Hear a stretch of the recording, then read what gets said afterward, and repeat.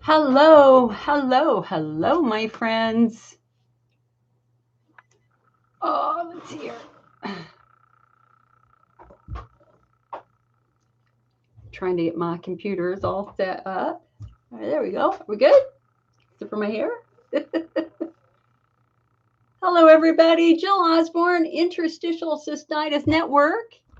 It is Sunday, January 9th. It is our first support group meeting of the year. On YouTube, it is our second support group meeting of the year. On Facebook. And let me just try to get this all set up. Are we good?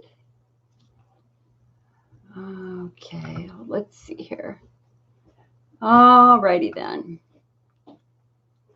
Hello, everybody. Happy New Year. Okay, so I'm in front of two computers right now. I'm looking at Facebook here. I'm looking at YouTube over here. I switched you guys up, and it's just a little tricky because your cameras are at different angles. I can't quite figure it out. Okay. Well, hello, YouTube. Hello, YouTube. How are you? Will that fix it? All right.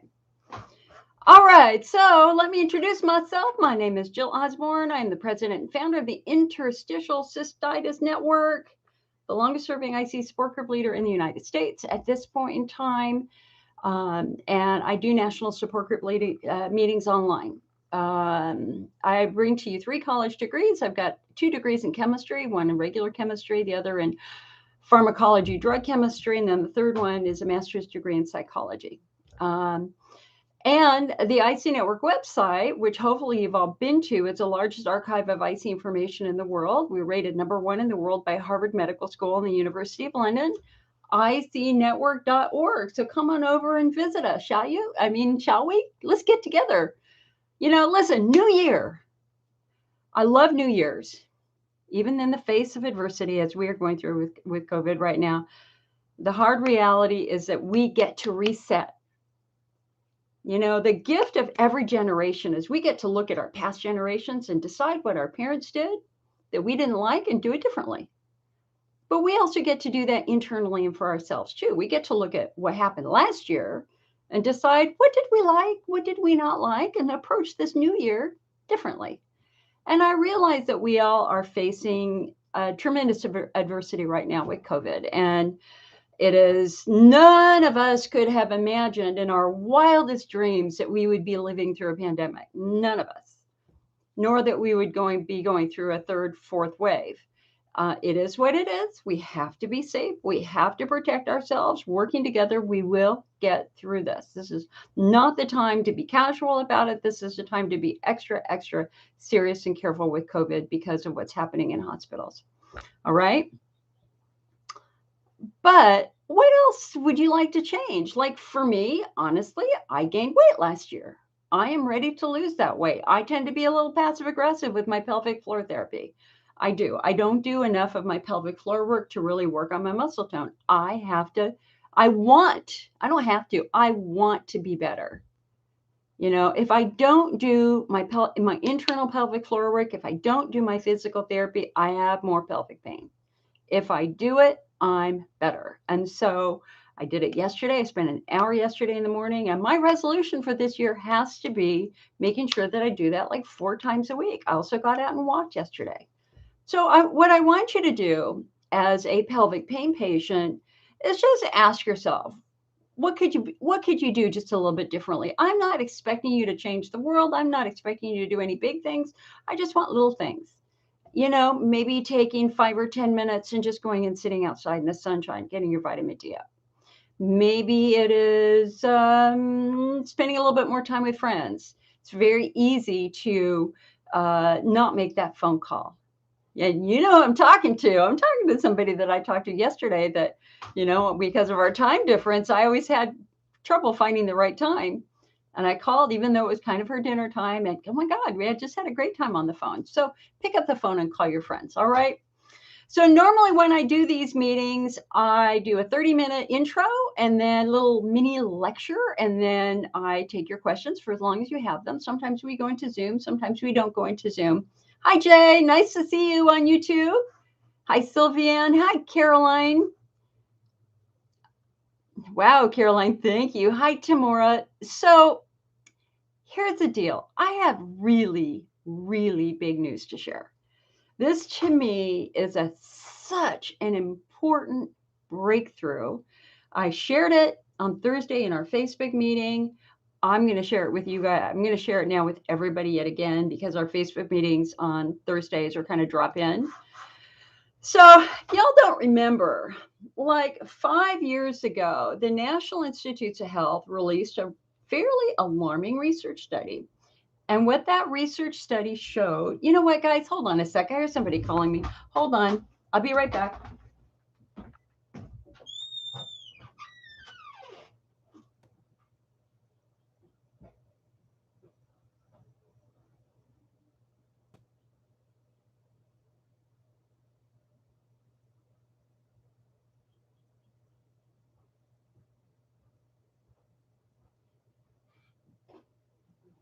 You okay?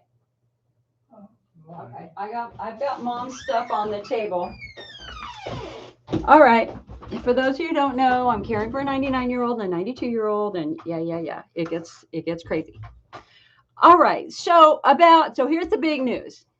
About 5 years ago, our National Institutes of Health MAP Research Network released what was pretty much a stunning research study, in my opinion.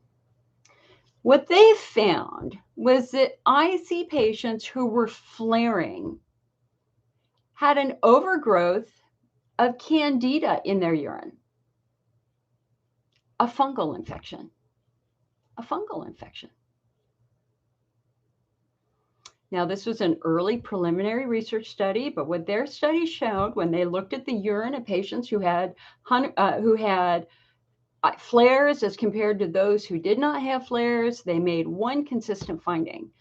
Patients having flares had an overgrowth of virulent fungus, specifically Candida. Now, this was an early study. This was a preliminary study. They used next generation DNA urine testing. And some people like to poo-poo next generation DNA urine testing. They don't see it as particularly valid. Certainly the National Institutes of Health does.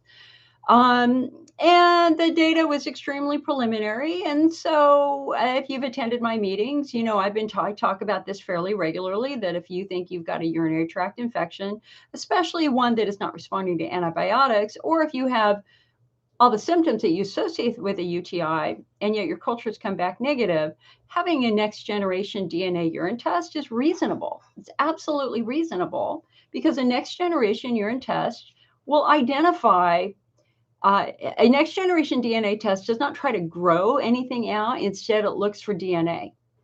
And it will identify good bacteria. It will identify bad bacteria. It will identify fungus. And yes, it will even identify virus if you have a viral test. Hello, Angel. Nice to see you. So I am a believer in next generation urine testing because it's data. It's good, hard information, right? And I don't want to attach any emotionality to test results. I just want to know, is there something there or not? So next month, the Society of Urodynamics and Female Urology is having their big annual meeting, and they have released their poster sessions. Posters are like a science fair. If you've ever been to a kid's science fair at school, you know, the kids make posters, they put them up on walls, and then the families come and they announce who's the winner, and the kids stand in front of the posters and take questions. Well, that's the way medical conferences work. They have much more academic and much more professional posters, but there are posters on the wall.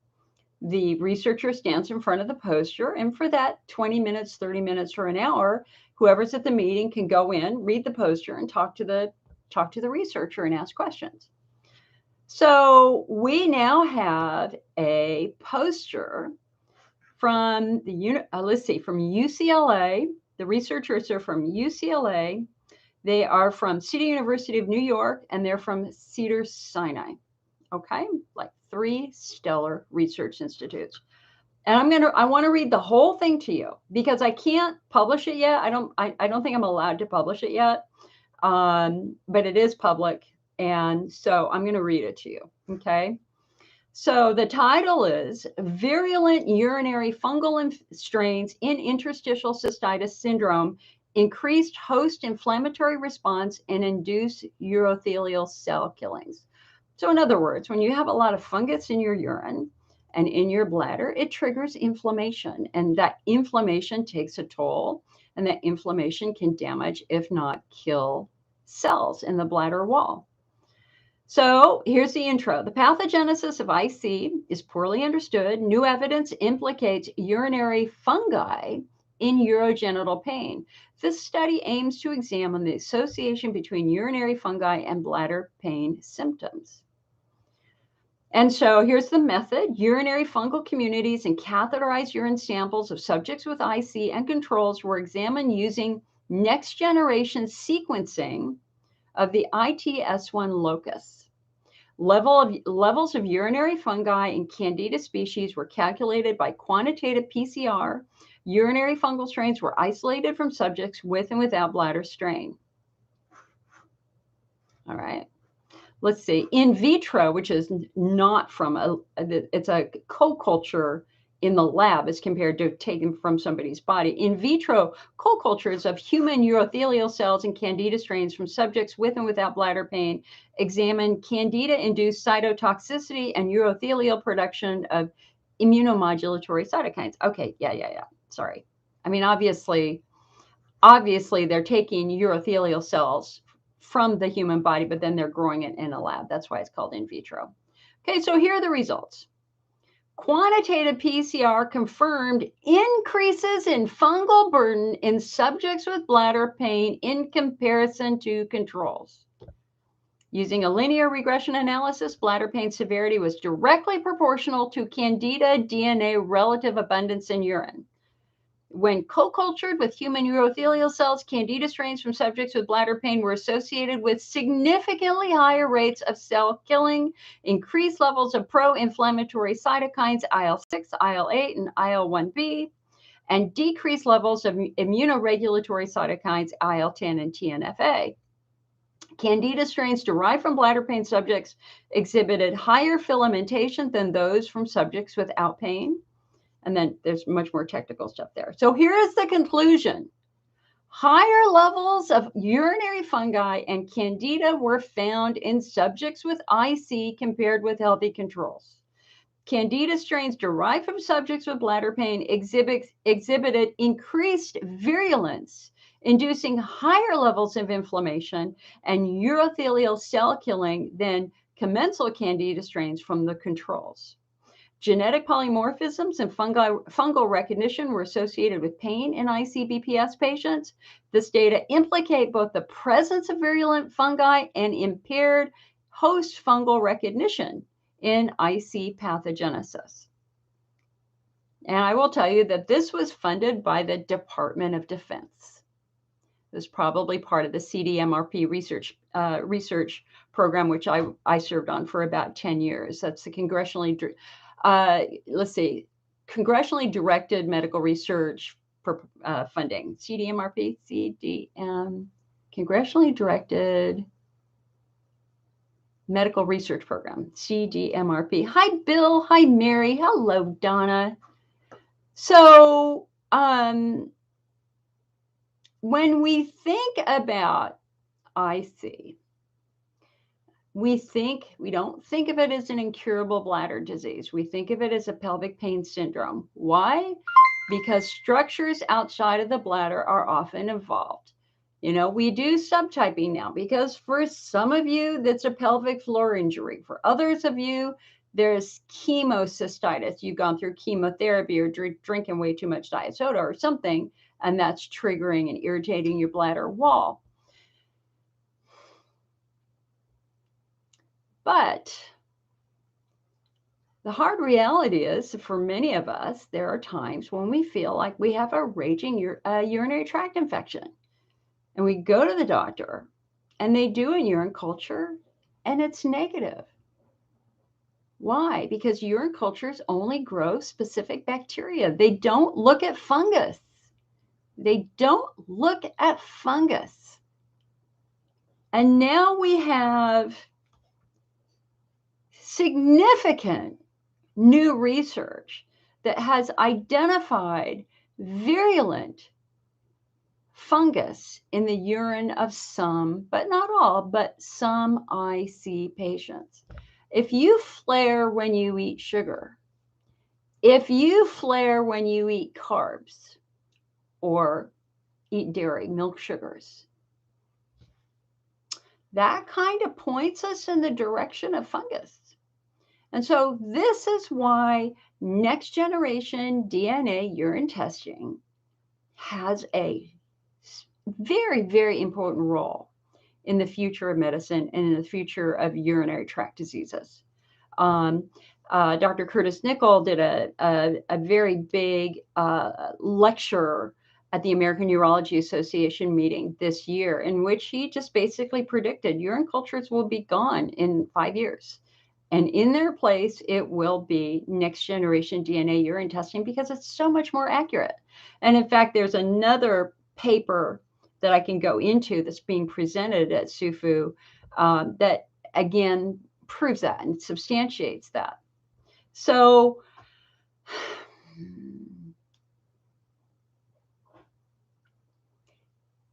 you are a mystery to be solved.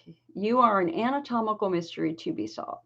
A diagnosis of IC is a grab bag diagnosis. It means that doctors know that you've got frequency urgency pain, but they just really don't know why. And so they dump you in this category of IC. You have got to be more aggressive now. This is about ruling out as many things as we can to get to the bottom of why you are in pain. Because I don't want you to suffer unnecessarily.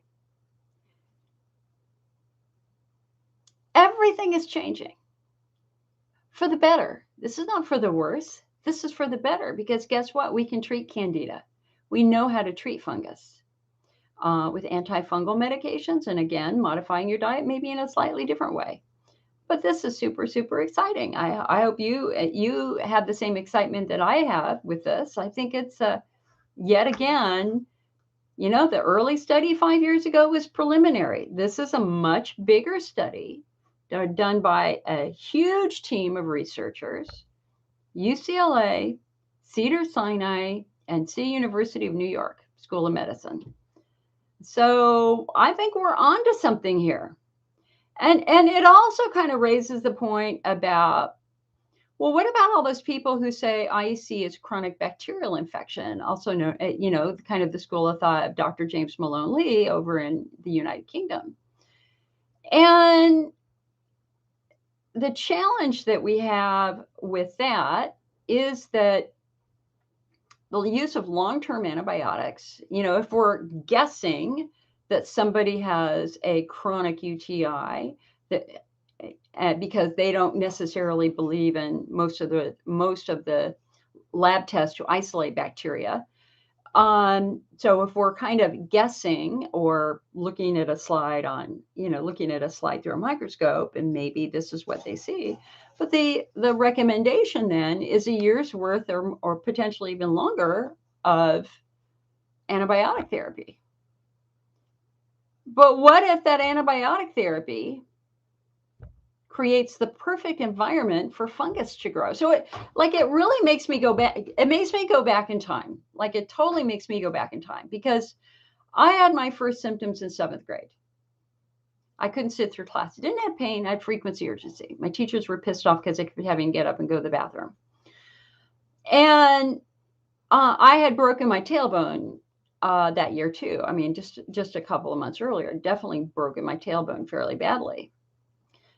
And so in hindsight, now I truly believe that I never really had a bladder issue. I had a tailbone pelvic floor injury, which triggered that urinary frequency in junior high, and then the vulvodynia that I had in high school, et cetera, et cetera. But you know, what was their first reaction? That I had a UTI. What did they do?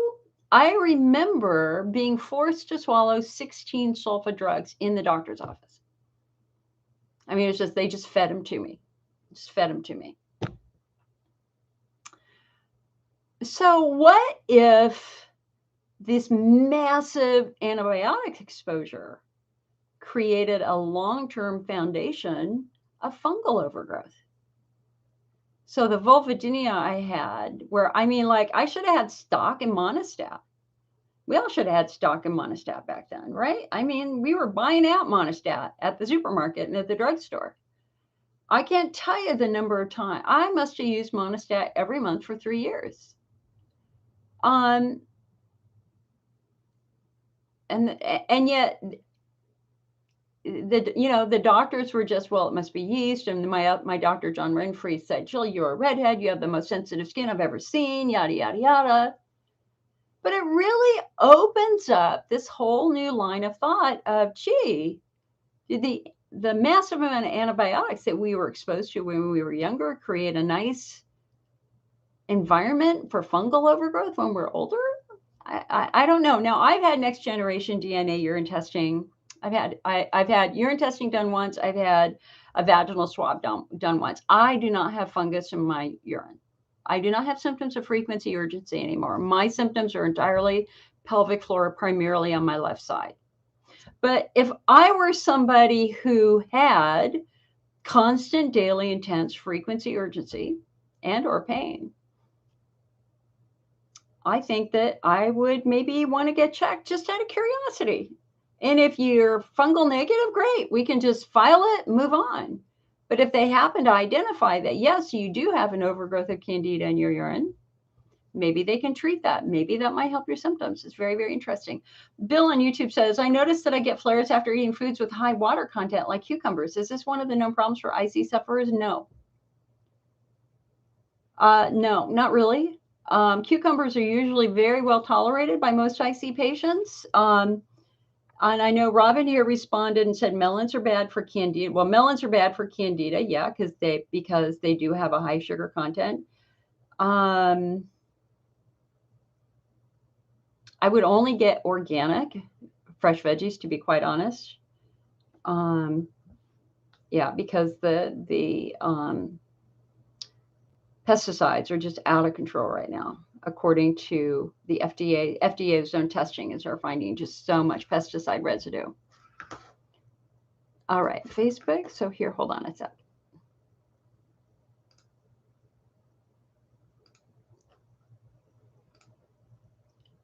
I gotta pop out my chat here. All right, hold on. Move to a new window. There we go. All righty. Now we can do this. Now we can do this. Barb, thank you so much for the 200 stars. Hi, Sylviane. Hi, Caroline. Hello, Tamora. Hi, Kareen. Next week, I have my neo bladder operation. I'm so afraid. A new bladder with a piece of small intestine. Give me a bunch of thumbs up. Good luck to you, Kareen. Good luck. This is Kareen from Belgium. So, Kareen, I just want you to understand that your post-op recovery for that's going to be fairly long. And so it's going to be very important that you have a lot of help at home, especially for the first couple of weeks, okay? So I know doctors kind of like to say things are easy. Well, that's a pretty intense surgery. So Kareen is going to have her bladder expanded with a small piece of intestine. So after the surgery is done, not only is your intestine going to have to heal, but your bladder is going to have to heal a little bit too. And so just go really, really slow. Follow your diet. Make sure you've got some good pain care. Make sure you've got some help at home. And we send you a big, giant hug and love and wish you the best of luck. Tamora says she walks daily and started pelvic floor therapy. Yeah. Hello, Donna. Kristen says, hello, Jill. Ugh, I could be better. A lot of burning pain. Not sure what's causing it. I have stage 3 or stage 4 endometrial cancer on top of IC and fibro. Oh, honey, I'm so sorry. Big giant hug to you. And you started chemo on December 30th. I was in so much pain I had to be hospitalized. Just okay. So Kristen, There are a couple of chemotherapeutic agents that are really, really, really well known to irritate the bladder badly. Tamoxifen, I think, is one of them. We call this chemocystitis. But it's not the medication itself that's triggering your bladder, it's a metabolite. And so there is a new medication that they've created called Mesnex, Mesnex. I was just working with a gentleman going through the same thing on Friday, right? Mesnex deactivates the irritating metabolite. So talk to your doctor or your oncologist and see if Mesnex might be an option for you that could help reduce your bladder irritation tremendously. Mesnex, Mesnex. That's chemocystitis. Caroline says, if you do have fungus, what's a treatment? An antifungal. They're going to give you an antifungal. It might be diflucan, might be nystatin. And of course, you've got to massively modify your diet so that you're not feeding that fungus. If you eat a lot of sugar, listen, yeast love sugar. Candida loves sugar. Every time you eat sugar, you stimulate a whole nother growth or a whole new generation of Candida. So you've really got to back off on the sugar.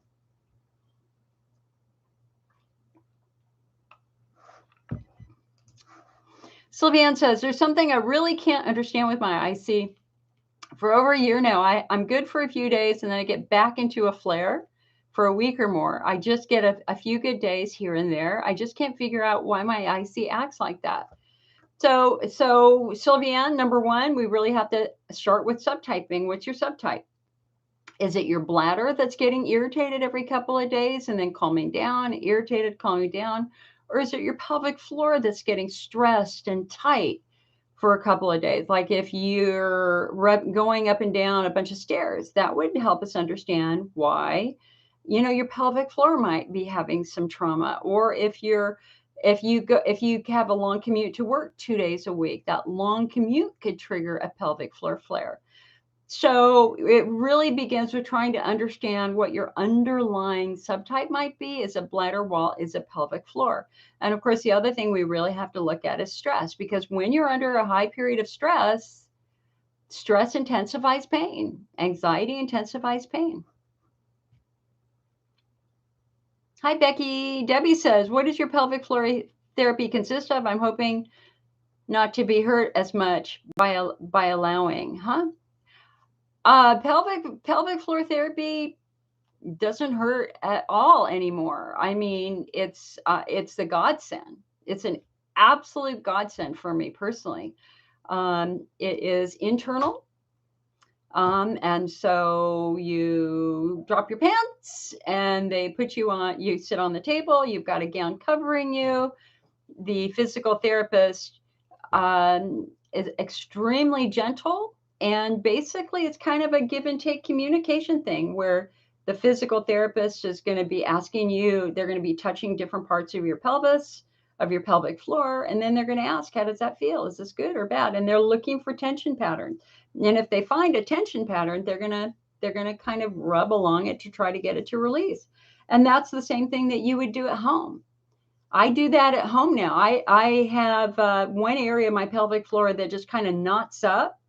And I use my wand and I just kind of push on it. It takes about 2 to 3 minutes and I can get it to flatten and relax again. And so that's kind of the whole purpose of pelvic floor physical therapy, is to get in there and to try to get the muscles into their proper position and their proper consistency. They shouldn't be hard. They should be fairly soft, but strong.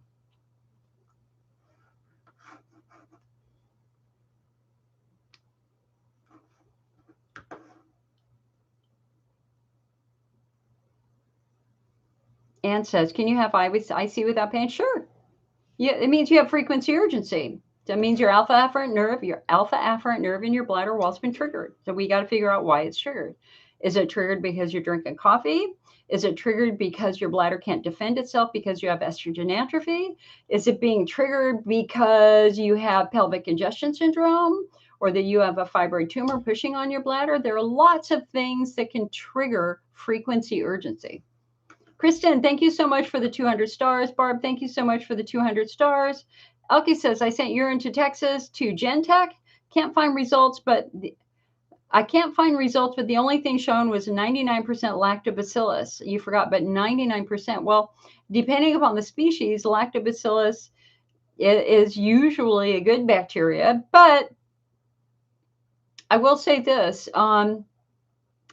My Diane, who helped me start the IC network many, many, many years ago, did way too many probiotics. Man, she was just eating probiotics like candy. And she ended up with an overgrowth of the probiotics that she was eating that became pathogenic. She went too far and created an imbalance in the other way. Remember, your urinary biome is kind of given to, I mean, it has an equilibrium, right? You've got good bacteria that control the bad bacteria, that control the fungus, et cetera, et cetera. And so it has a very nice balance when it's functioning normally. But like when you take an antibiotic, you kill a lot of the good bacteria that control some of the bad bacteria that can survive. That's why you might get C. diff or why you might get Candida, because it will also kill the bacteria that control fungus. So it'll be interesting to see what species that is.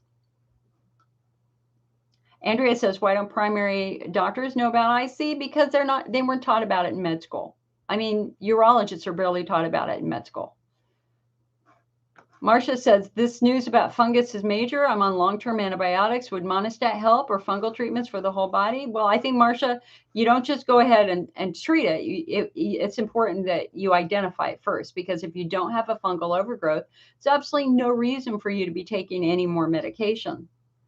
Shauna says, I stumbled on this podcast the other day. I skipped around the interviews. Totally relate to the Candida IC connection since I was 12. And yes, Jill, I'm IC subtype 5 dominant. You are right. Yeah, it's so interesting. Kristen says, oh no, yes, I'm on taxocarbol. All right, Kristen, so you are on the chemotherapy that is the most notorious for irritating the bladder. And so Mesnex is going to be a very, very important option for you to talk to with your oncologist.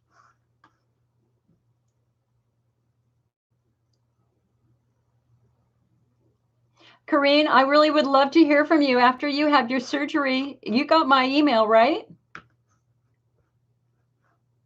I mean, you're probably going to need somebody to be with you for the first week. I don't think you're going to be able to do it alone, hon. I mean, if there's any way that your daughter, and I know with COVID, that's asking a hell of a lot. But if you have a friend, anybody who can be with you for at least 3 or 4 days after the surgery, I mean, it's really important you have somebody there, because it's going to be hard for you to, maybe get up out of bed, right? You might need somebody to help you stand up and walk to the bathroom. Jean says, interesting you mentioned Dr. Malone Lee. My bladder problem started postmenopausal, lots of UTIs. Unfortunately, after a while, I've been suffering with chronic UTI every day for the last 3 years. My symptoms got really bad after a full hysterectomy 2 years ago. You've been on high-dose antibiotics for 16 months, not much better. I honestly don't think it's IC. I'm in the UK. All right, so Jean, you need to look up something called the Genitourinary syndrome of menopause. The Genitourinary syndrome of menopause. This is not a disease. This is what happens when we get older. Your bladder relies on, think about your bladder for a moment. Your bladder is the only organ in the human body designed to hold toxic waste. Urine contains ammonia and urea and all sorts of irritants, as well as any chemical toxins that you have in your daily life, right? And God forbid you be a smoker. That's just even more devastating. So how can the bladder hold ammonia for hours at a time and not get damaged? Well, the answer is that your bladder is like your mouth. It's a hollow organ covered with a really thick coating of mucus. We call this the mighty mucus. And the purpose of this mucus is to act as a barrier. It's protective. It protects the tissue from irritants in your urine, and it makes it a lot harder for bacteria to infect your bladder wall because the bacteria have a hard time getting through that mucosal layer. But here's the problem. That mucosal layer is estrogen dependent. So when you're young and you have lots of estrogen, you're good. You got a lot of mucus. When you're older, you have much less estrogen, therefore much less mucus. And even more so after hysterectomy, you are now, estrogen deficient completely. I had my hysterectomy 4 years ago. It's going to be 5 years ago this year. And the aging that happens after hysterectomy is absolutely stunning, as exemplified by my face. And so there is a substantial group of women who, once they get past a certain point of estrogen atrophy, they're just much more prone to getting UTI. They get chronic infections every month. Now, in the research that's been done for them, they made a remarkable discovery. What they discovered is that about 24 hours before that bacteria arrives in the bladder, it's living quite happily in the vagina. And that then led the researchers to ask, well, why has the vagina become a safe haven for bacteria? And the answer goes right back to estrogen atrophy, because the vagina also changes and loses estrogen, and then the pH changes and makes it a little bit of a nicer environment for bacteria to live in. And so generally, for people with chronic UTI who are menopausal, postmenopausal, in addition to giving you the antibiotics, they usually also give you a steroid, a topical estrogen, to use vaginally so that skin can use that estrogen to immediately produce more mucus. So have they put you on that yet? And the thing too is, listen, I think the biggest challenge I have with that group of academics is they think everybody has it. They think everybody has chronic bacterial infection. And I completely disagree with that. I don't know any genuine top tier IC person who would ever say that, because we have very clear subtypes. So somebody with a fibroid tumor pushing on their bladder does not have a chronic UTI. Somebody with pelvic congestion syndrome, varicose veins in their pelvis that's tweaking the bladder, does not have a UTI. Somebody with a tailbone injury does not have a UTI. However, I do think that there is a small subtype of patients who do have chronic infection. And the question then is, what type? Bacterial, fungal, or viral? Because you can have viruses in your bladder too, like COVID, although the COVID in the bladder is really only in the most severe cases. But they find massive inflammation in the bladder for patients who have COVID cystitis. Dominica on YouTube says, any thoughts on endometrial ablation for somebody that has a history of IC, just nervous regarding any side effects? Dominica, I'm not aware of any direct side effects with endometrial ablation and IC. I've never had anybody call me in 29 years who say that they had a problem with it.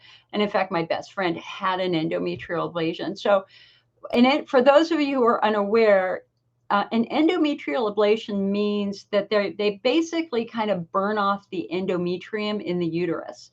And it's usually done with people who bleed excessively and they're done having children. They do not want to have any more children. So with the ablation, they go in there and they basically just kind of burn off the endometrial tissue.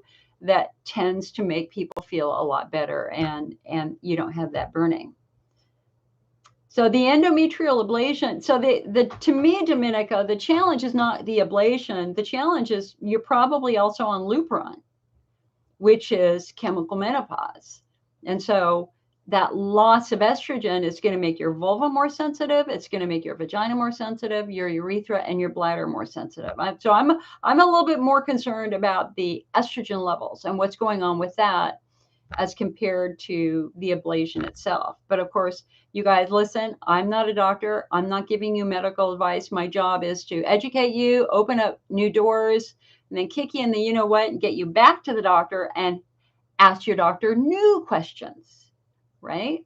So Andrea says, my gynecologist put me on hormone replacement therapy tabs 2.5 months ago. This is the 3rd week that I can hold my bladder during the day. Yeah, woohoo! I still go about 5 times at night. I've had no pain in 3 weeks. See, there you go. There you go. There's 2 doctors you really should follow on Twitter. Rachel Rubin and is it Ashley Winters? They're both, one is a gynecologist, one is a urologist, and they are both absolute specialists in GSM and the use of topical estrogen. And they talk about it frequently. They're really trying to educate doctors to be open to the use of estrogen in recurring UTI.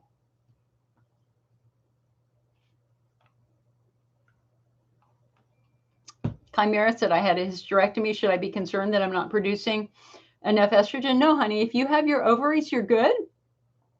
But we don't know how old you are. I have no clue how old you are. So, menopause, perimenopause, it's going to start. If you're not there already, it normally kicks in sometime in your early 40s, early to mid 40s. And what happens over time, just kind of gradually over time, your estrogen levels are going to get lower and lower and lower and lower. But the crazy part about perimenopause is that it's very, let's see, it's kind of crazy making. That's the best way to think about it. You would hope that everything would be gradual, but what happens is that the ovaries tend to get very, very random. So you might have a huge estrogen spike in 1 hour, and then 4 hours later have nothing. And so you've got lots of ups and downs, ups and downs, ups and downs. And it's these spikes in estrogen and hormone levels that really trigger a lot of the symptoms that we associate with perimenopause. The anxiety, waking up with free-floating anxiety where you don't really know why you're anxious, but you're just anxious. Or periods where you just suddenly get angry and you like literally want to hit somebody. They call it the rages. It's very, very common. And I went through it, like walking down, I just like literally had moments when I was so angry. I was just beside myself, but I'd ask myself, why am I angry? And I had no idea why I was angry. And then 10 minutes later, it was gone. So like this 20 minutes of extreme anger, and then bam, you're gone. It's gone. And it's crazy making when you're in the middle of it, especially if you don't understand what's happening. The very important book to get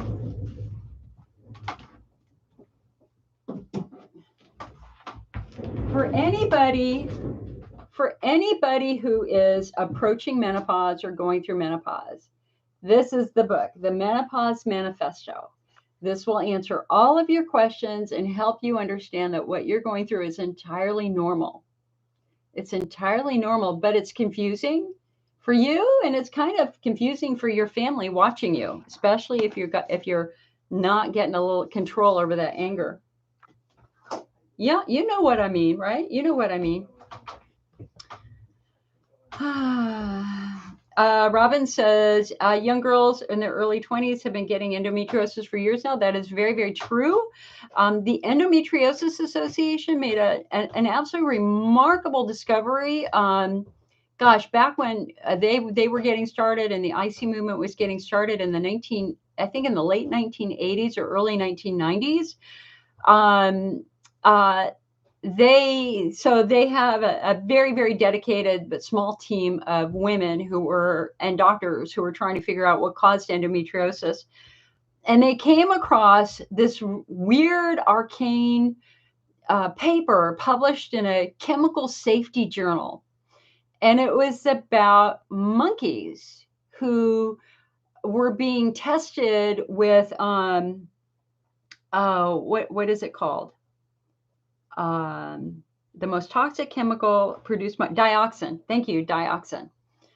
So dioxin is considered the most toxic chemical ever made by man. It is produced by burning plastic, especially medical waste. And so the plastic industry was trying to prove that it was safe. And so they were doing primate studies. They were doing monkey studies. And they had a monkey die. And they performed a necroscopy or an autopsy. And what they found was this monkey had massive endometriosis. And it was the endometriosis that they thought ended up, playing a role in why that monkey died.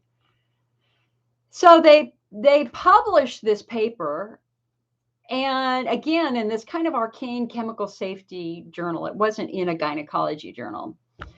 And they had to conclude that dioxin did indeed trigger the growth of endometriosis.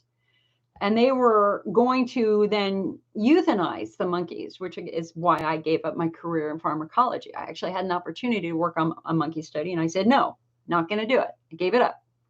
I love animals. They petitioned, I think, the National Institutes of Health to not let those monkeys be killed. And instead, what they did is they performed laparotomies on them under anesthesia to see how many of them had endometriosis. They all had endometriosis, and it was a dose response curve. The more dioxin they were exposed to, the more endometriosis they had. So endometriosis is essentially considered to be a man-made condition. Dioxin mimics hormones. It's a hormone mimicker. And so when you're exposed to dioxin, it triggers hormone reactions in the body. And about every year, every 2 years, they add yet another name of another chemical that has the same effect. So for those of you with endometriosis, I would really encourage you to go visit the Endometriosis Association website. Honestly, they're one of the best nonprofit research groups that I've ever worked with. I had an opportunity to interview the founder of the organization a few years ago and did a pretty big article on it. Then the other thing that's really, really important, now we know about these hormone mimicker chemicals, is they're very strong in getting you to clean up your home and to eliminate as many chemicals as possible. So no scented candles, no Febreze, anything at all like that has the potential of producing any sort of toxins. And it's a whole nother discussion. You can certainly Google it, go over to the Endometriosis Association website. I think they have a couple of books on it too. Over on our website on the IC network, I also have a section on removing chemicals from your home because we consider that to be really, really, really important. And now we also have to remove fire retardants from our home in our furniture because that's a whole another bad thing too.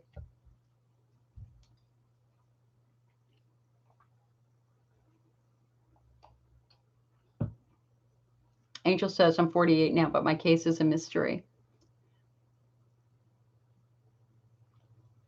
Angel, I'd be happy to talk to you anytime if you'd like to call. Caroline, let's see here. Hold on. Catherine says, my hubby had major surgery a week ago. Little sleep for both of us. You've been there nonstop for all of his needs. I feel that. I'm doing the same thing. I feel horrible now because I'm in a horrible flare. It feels like my hip bones are touching each other, squeezing my bladder. Sounds like you're in pelvic tension.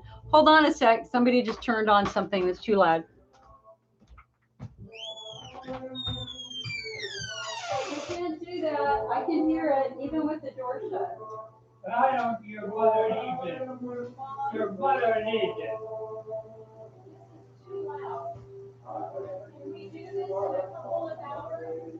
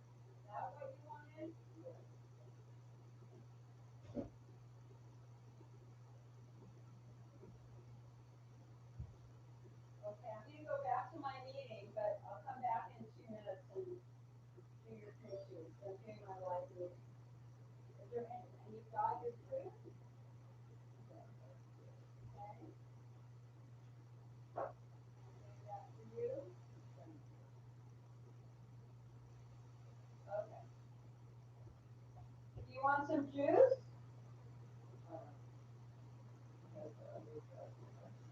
All right.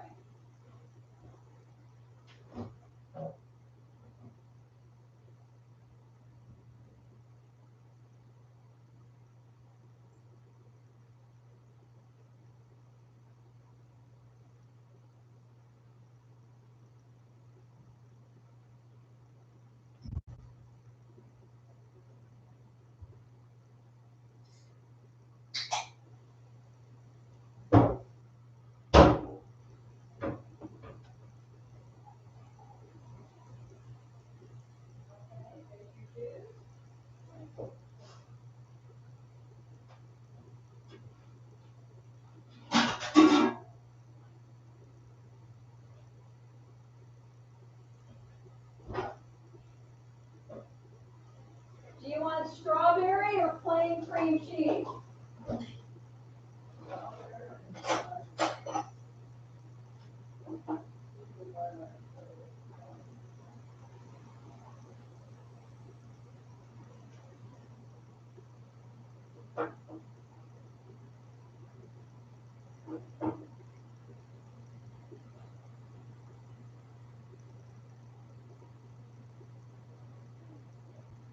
Okay.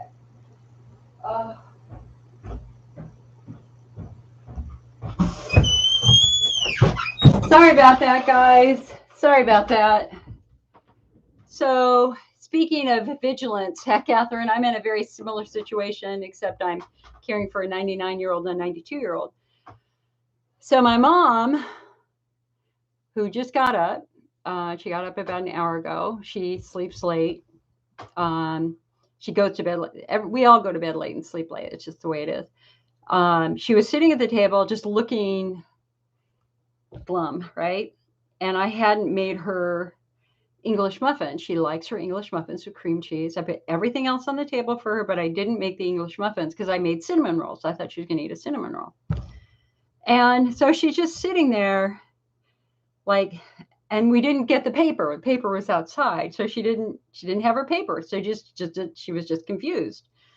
So my dad, who's 99, decided, he said, well, would you like to watch a church service? So he turned on a church service really loud. So I go in there. It's like, okay. I mean, it's screaming loud. I had to turn it off. And I'm looking at her going, okay, you don't look good. What's wrong? And part of it was she was just assaulted by the loudness. And my dad didn't catch that she just wanted her English muffins and the paper. So anyway, deep breath in. Hold on, I didn't go in. Deep breath out. And now he's all moping in the family room watching TV because he missed it. I started a new blog, Lessons from a Loving Daughter on Twitter, and I'm putting daily lessons that I learned doing this because it's hard. So anyway, Catherine, I feel for you. And now you're in a flare.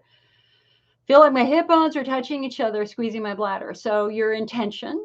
And so this is a time for you to take showers, maybe use some muscle relaxant, try to go sit out in the sun, do whatever you can just to give your body a little bit of a peace.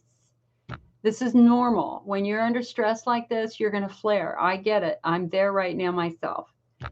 Except I flare not in my bladder. I flare in my pelvic floor, which is crazy.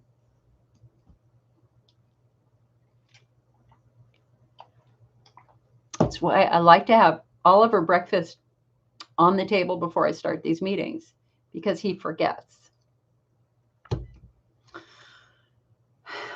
Kristen said, I asked the doctor for antibiotics in case it's a UTI. There was some blood and a few bacteria in the urine at the hospital. They gave me nitrofurantoin. I took the first pill this morning, but you feel no relief. Well, honey, number one, you're guessing. You're guessing. You don't know if you have UTI.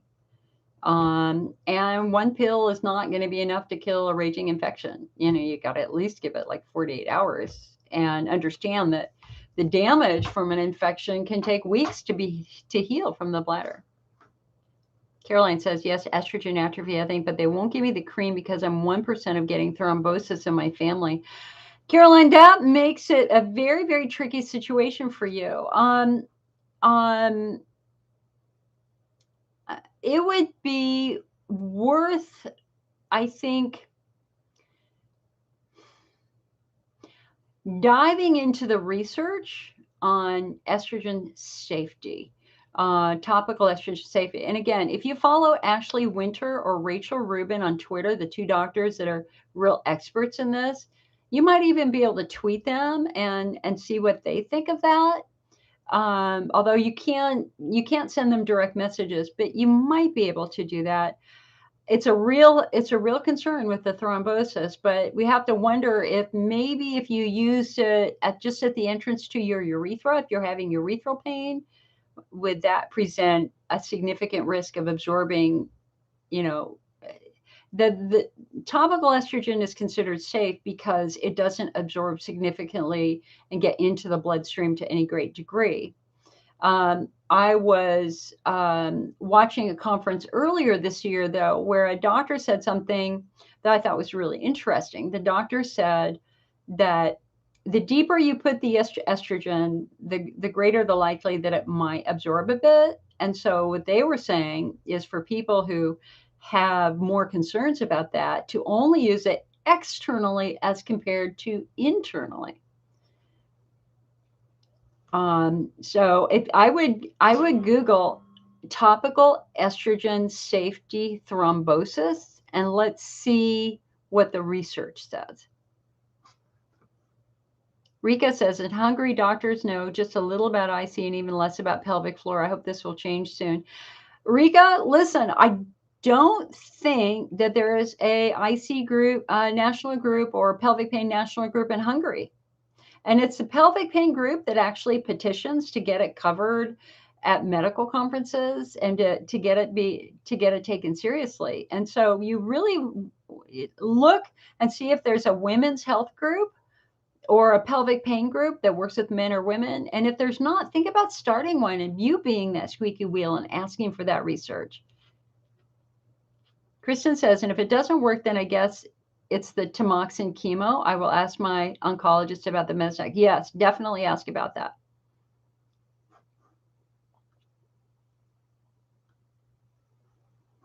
Marlia says, I started estradiol cream about a month ago. Directions said use every day 1 week, then use every other day. So now I use it every other day, the amount of a pee for about 2 weeks.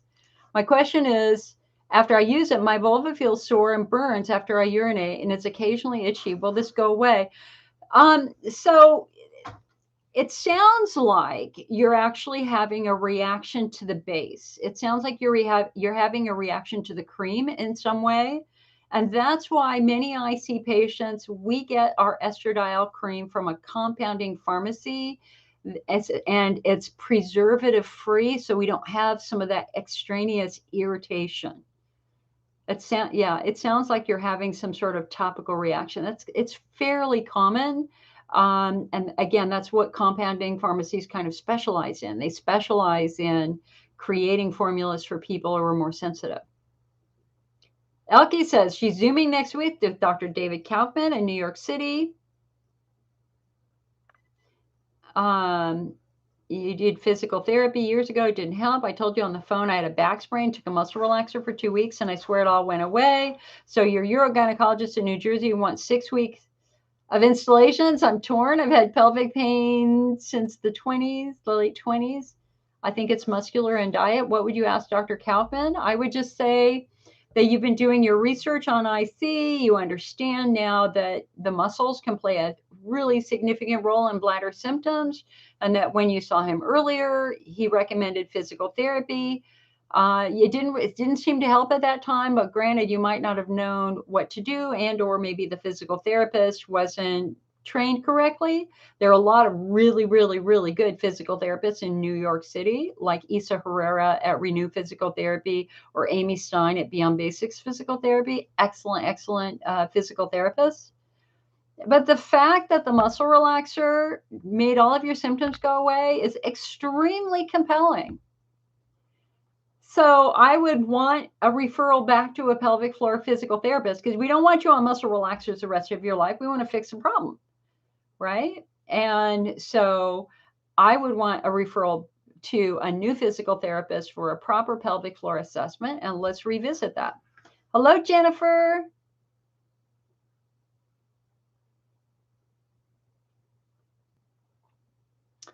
Guys, I really am not supposed to talk about dosages so much.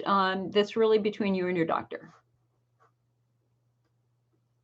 Elke said, my New Jersey urogynecologist, when I asked if I could take Flomax because I just started at 59 with hesitancy, she said, Flomax doesn't really work on women. What the hell? Yeah, it's true. Flomax really isn't prescribed for women very often. Megan says, Happy New Year. What's my view on oxybutynin? Oxybutynin, also known as diatropan, is very good for bladder spasms. The challenge with oxybutynin, I took it for about 6 weeks. And over that 6-week period, it got harder and harder and harder to pee, because it basically kind of numbs those muscles, which is kind of counterproductive for what we want. If you've got an irritated bladder, you want to pee. There's nothing worse than sitting there for 5 minutes waiting to pee. And so oxybutynin is I would only use it if I had actual bladder spasms. That's me personally. But the other far greater concern about oxybutynin are the side effects. It can cause dry mouth, dry eyes, et cetera, et cetera. But it is also an anticholinergic medication. And we know that if you were to take it every day for 3 years, that would dramatically increase your risk of dementia and Alzheimer's. So patients are not using oxybutynin as much because of that risk. Instead, they're using a non-anticholinergic medication called mirabegron or Myrbetriq, which does the same thing, but it doesn't carry that same risk of Alzheimer's or dementia. Catherine said, it truly makes it hard to care for myself while caring for every one of his needs. Honey, believe me, I get it. It is exhausting. I live at a state of exhaustion right now. I do. With COVID and elderly parents, one just got out of the hospital. I completely understand where you're going. Lots of deep breaths, lots of relaxation. Honestly, for me, my peace is when they're sleeping. If they're sleeping, then I truly get to take a deep breath. And so that's usually around midnight. And so from about midnight till 2 in the morning, that's when I get to just chill. And it's not sleeping. I just need to like seriously. There are times when I'm so frustrated and I'm so angry, I just need to shoot something. And I turn on Fortnite and I play a computer game, which I did last night. And I won half of my games. They have no idea. They have no idea they're playing with this 61-year-old woman, and that's fine with me. I'm there for my mental health, man. I need to get the stress out. The stress is real. Also, walking, getting outside and walking.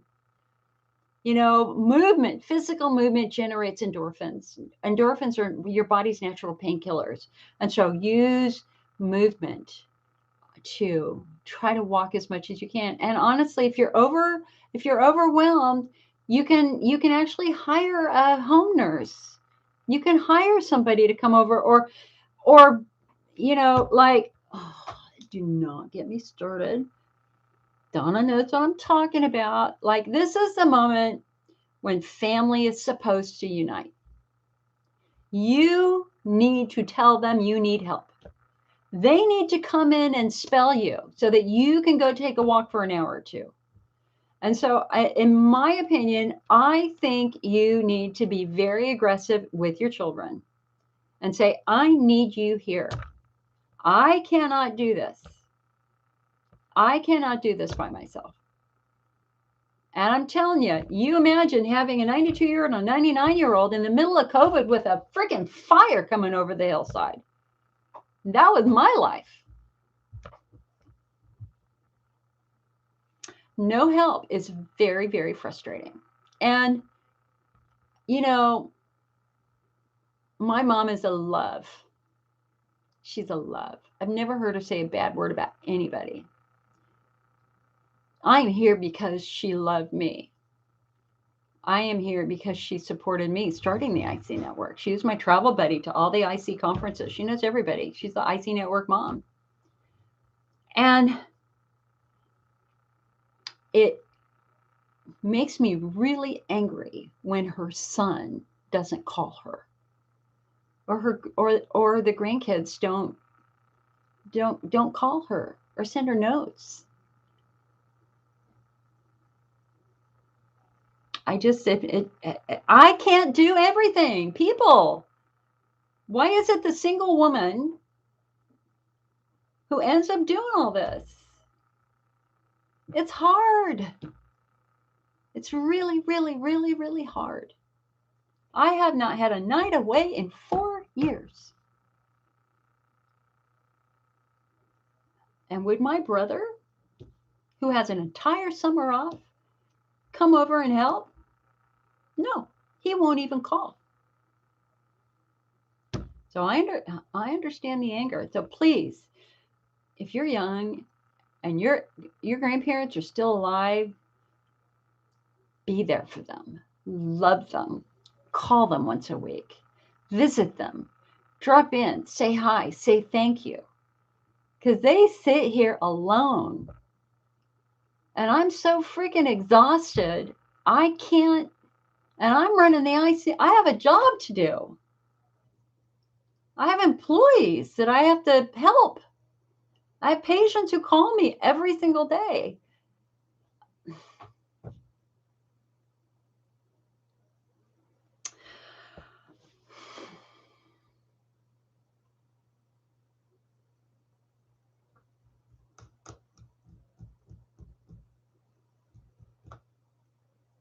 It's shocking to me that my cousin, who lives 500 miles away, is the only one who's offered to come and stay for a week so I could get away. My cousin Susie. And of course, with COVID, we can't do that. But anyway. Okay, so send good vibes to Catherine, and please send good vibes to me and to anybody who's doing elder care right now. And I mean, this is hard. Don't you feel like you're living in a B-rate science fiction novel or movie right now? It's like we're all inside this B-rate science fiction movie. Will humanity be able to unite to save humanity? And what role do you want to play in that? Like for me, I'm just going to be I want to be the helper. I just want to be the helper. And it freaks me out because I don't have children.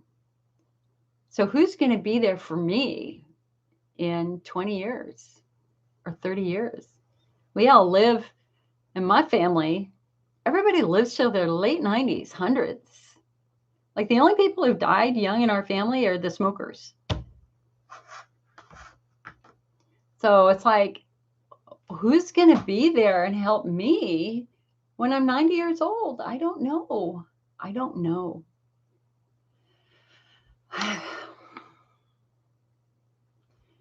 This is where faith matters. I keep, you have those moments where you have those surreal moments where it's like this window opens and life hits you at 100 miles an hour. Like, and you're just like going, oh my God, why me? Why is my life like this? Like, why is my life like this?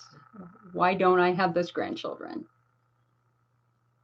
And they're really painful moments. They're like 30 minutes of sheer and utter grief. I mean, it's grief.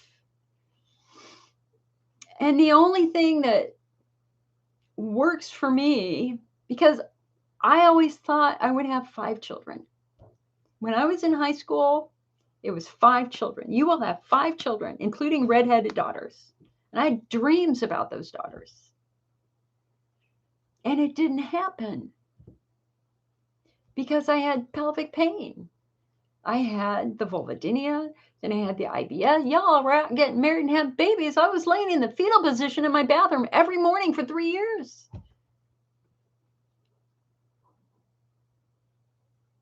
And it's 30 years later.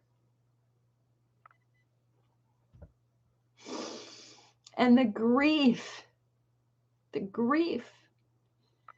just sometimes it just hits you like a truck.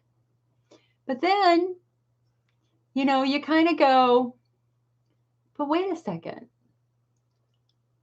Maybe this is what you signed up for. Maybe this is what you were meant to do, right?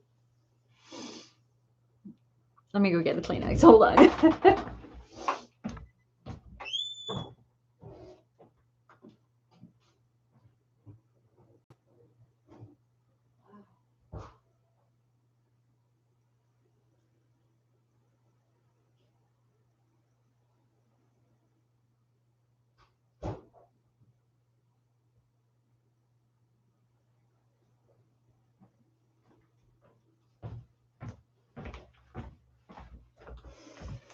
Okay. Oh, sorry.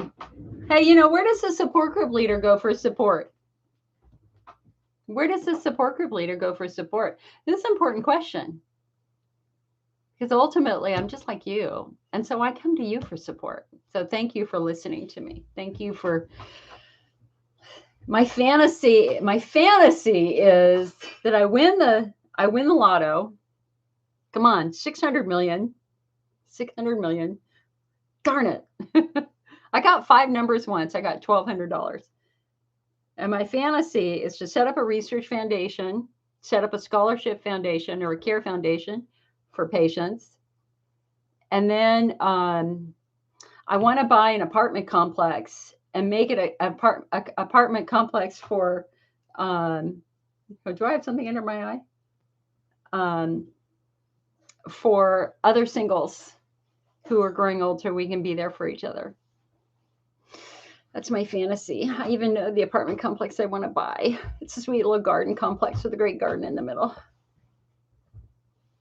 God has a plan always. Lemons to lemonade. Thank you, Robin. Absolutely. And I know I have guardian angels, and my guardian angels have said you're never alone. I know that.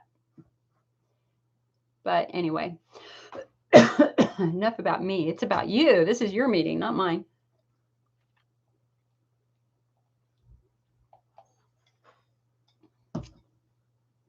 Elke says, no wonder you want to hit people. Hey, man, I'm telling you, Fortnite is awesome. It's simple enough that anybody can play it. And I've been playing it since it started, and I'm getting pretty good at it. I win a lot of games now. I'm also have been a raid leader in World of Warcraft, so just don't have time to play that. Lauren, who was the gyno in your? Okay, Lauren, I don't know. Catherine said, I get where you're coming from. I cared for my grandma till she passed at 99 years old. It's hard trading roles from child to parent. Thank you for your stars, 50, for your 50 stars. Thank you so much. And thank you, Catherine. I know you get it. Jennifer said, I was diagnosed with an E. coli infection this past week after having been taking amoxicillin. But my sister had been diagnosed with COVID last Saturday, so I was given a COVID test. It came back negative. They asked me if I wanted the 24-hour test done because I had spent most of Christmas Day with a sister. But I was on the amoxicillin as I had 5 teeth extracted on December 27th.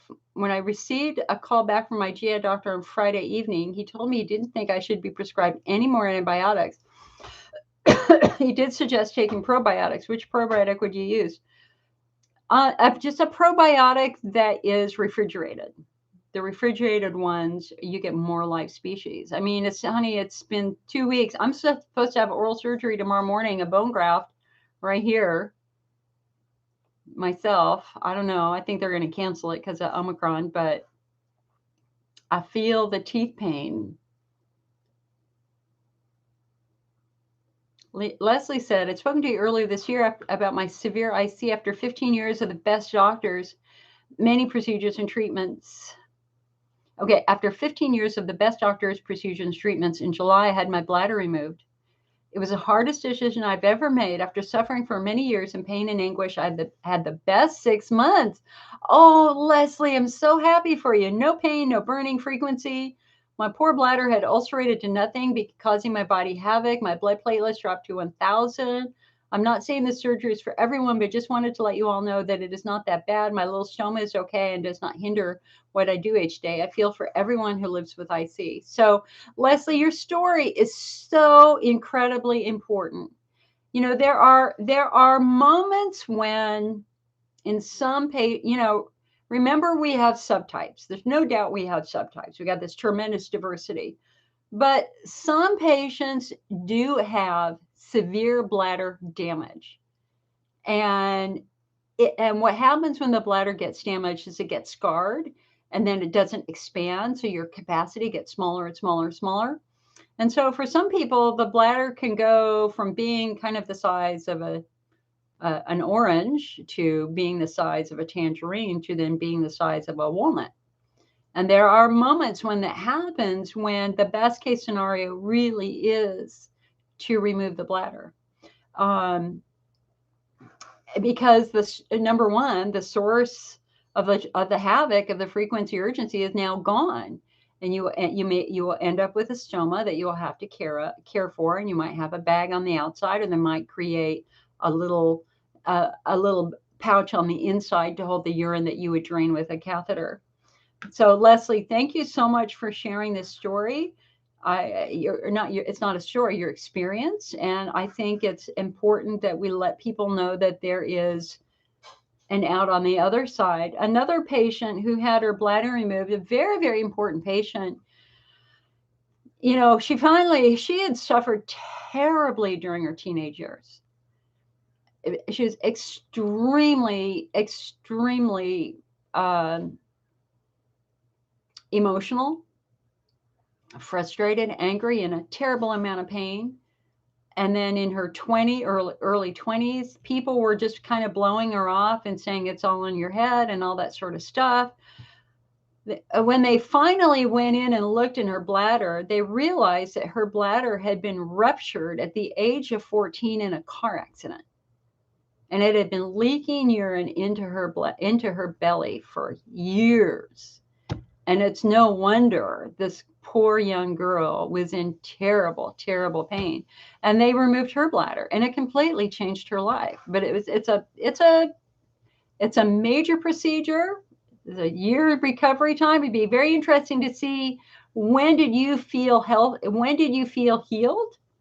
Because generally what they say, it's kind of a 1-year recovery, just like with hysterectomy. With hysterectomy, you really start to feel yourself again well after 6 months, usually about a year. Rika says, my dream is to start a Hungarian support group. We only have a small Facebook group. I would like her to write or translate books about IC in the future. Rika, you can start right now. I give you full permission to translate anything on the IC network. You know, it's a public website. It's there for you. If you want to, for example, take the diet information and translate it into your language and put it on your page, I'm perfectly fine with that. The only thing I'd ask you to do is just say translated from the IC network. Just give us the source. Or name us as the source. Sue says, I have such severe PTSD from caring for two parents with cancer while dealing with pelvic pain and then watching my yeah.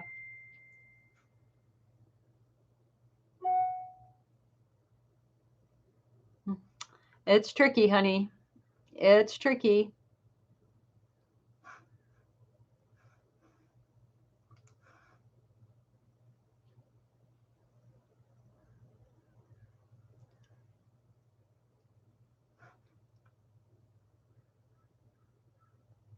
Catherine says, I get angry every time he wakes me with his walker. He has siblings and they helped with his younger brother who we care for, who has Downs. My daughter's family all has COVID, so they'd help if they could. Yeah.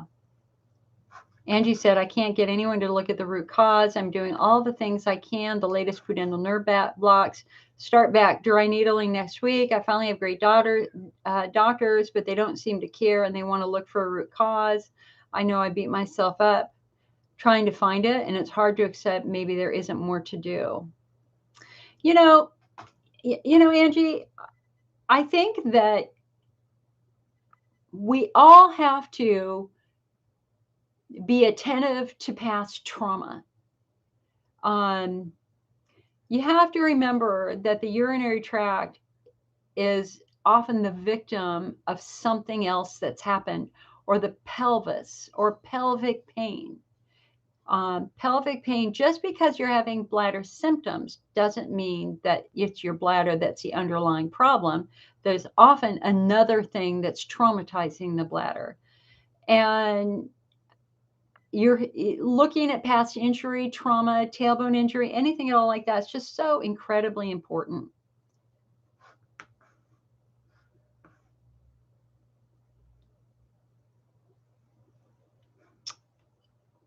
Julie says, our son with autism is high maintenance all day. We have no help. Girl, it's interesting because I follow a couple of TikTok accounts of parents with autistic children. And yeah, it's rough. I hope that there is once COVID is over and there might be some day programs that you might be autistic day programs where they bring autistic children together, and so that you can have kind of your hours off at a time, and more importantly that they have stimulation from other people and other things that might be workable. It's Julie, I sending you my love and hugs. Angie says, I'd be happy to try to help you out with work if there's anything I can do. I've emailed. Yeah. Oh gosh, yeah. And somebody emailed me before Christmas, but then I had to deal with some sort of health trauma, who wanted to work for the IC network. Guys, listen, I always have jobs that need to be done, and I pay. So I need somebody to update our doctor list. I will pay you for it. It's meticulous work. So if any of you have computer experience, database experience, WordPress experience, anything at all like that, please send me an email, icnetwork@mac.com. Also writers, writing blogs, writing articles for our magazine. And I listen, patient stories are important, but I need more than a patient story. I need what are the 5 things you can do every day to reclaim your sanity? What are the 5 best foods? What are the 5 best winter soups that you can eat that are IC friendly? Chicken noodle, split pea, potato, corn chowder, right? What are the 5 that's what I like. I want new ideas. I want lots of things like that.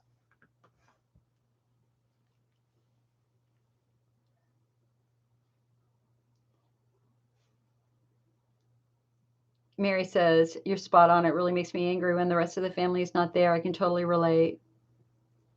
Chimera said, those that you lead want to provide a tiny fraction of support you have given to us. You may not have kids, but you have helped many mothers be able to function for their kid. That's what I think of, to be quite honest. I know that we've helped hundreds, if not thousands, of moms have babies, and I'm very proud of that.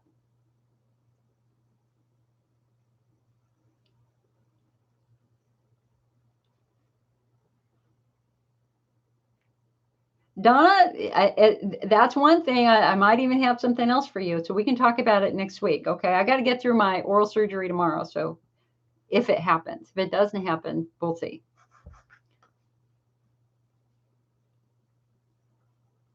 Lisa, I'm so sorry you're dealing with your precious parents alone. I just lost my mom in April. Before other siblings who did help with her, we were all exhausted. Yeah.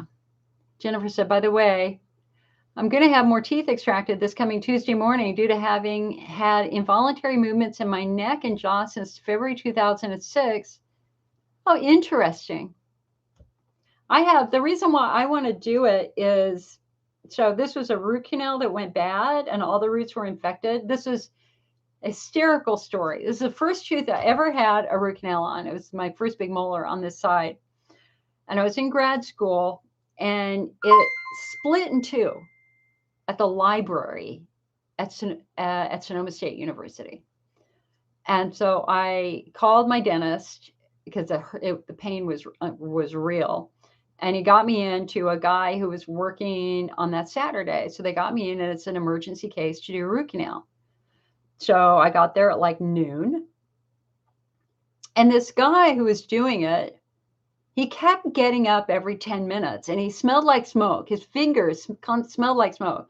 So he'd work on my mouth for 5 minutes, and he'd get up and go into his office, and he'd work on my mouth, go into his office. This is 4 roots, right? And so he gets 2 roots done 4 hours later, and he sends me home, and he says, I need a break. You need to go home for an hour. Come back, we'll renumb you, and we'll do the other 2 teeth. Now realize it's only him and me in the office. Nobody else is in the office. So I go home crying. Then I come back. He renumbs me, does the other 2. And I'm like massively traumatized, right? I mean, this guy was just messed up. Well, that's because he was raided the next morning for dealing cocaine out of his dental office. And I was his last patient before he was arrested.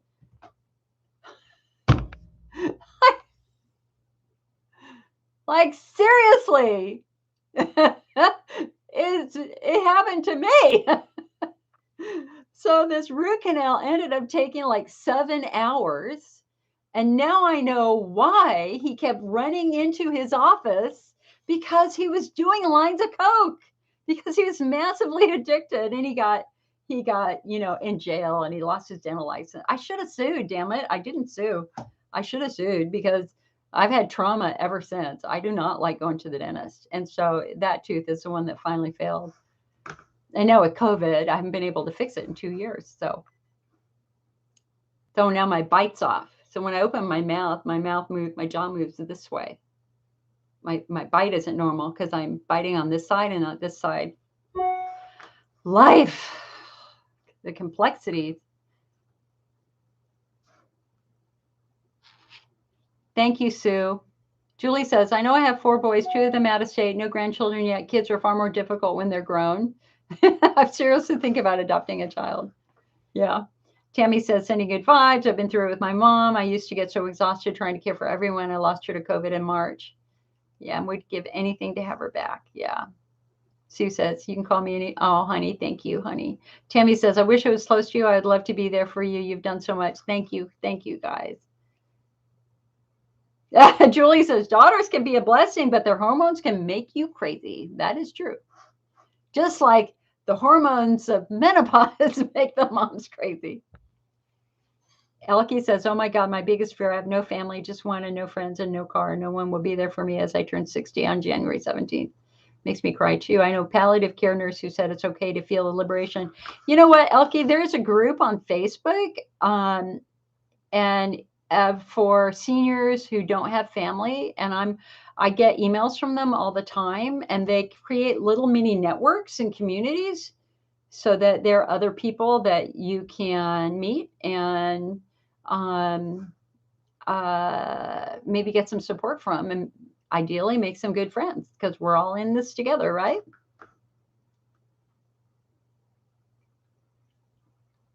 Sue says, when I got COVID last year, I had 5 negative tests, and so many people around me are getting Omicron again. I'm getting terrified. I will have no idea if I get it. Oh, honey, you're right. She says she's afraid to go out of the house after what happened. I think then for the next month, for the next 4 to 6 weeks, we're all going to need to stay home. This is not the time. I personally believe that they should go back to distance learning for schools, and I think that as many workplaces as possible should go remote again. I do.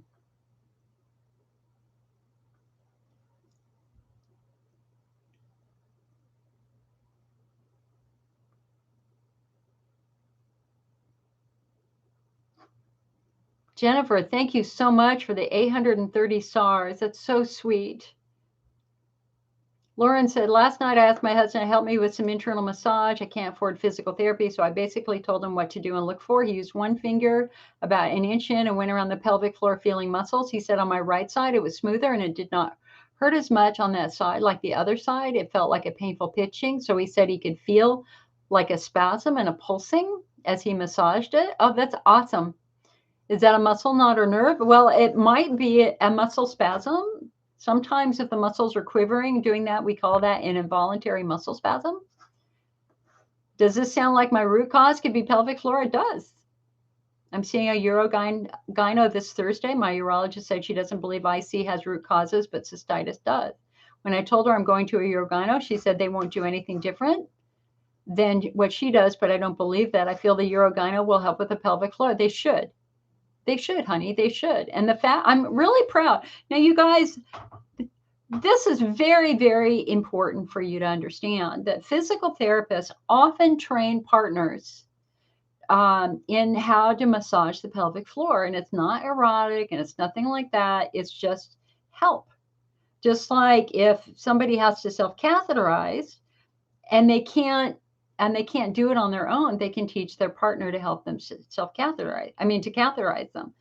I work with patients all the time where their partner is genuinely really, really helpful. And I think it's absolutely fantastic that your husband was willing to try that. And more importantly, that he felt it. He felt it. It's like, there it is. What is that? So we've now gone long past the it's all in my head phase to, wow, yeah, you're really tight on this side. It's really painful on this side. And so I think that having a referral to a pelvic floor physical therapist for a proper evaluation is really important.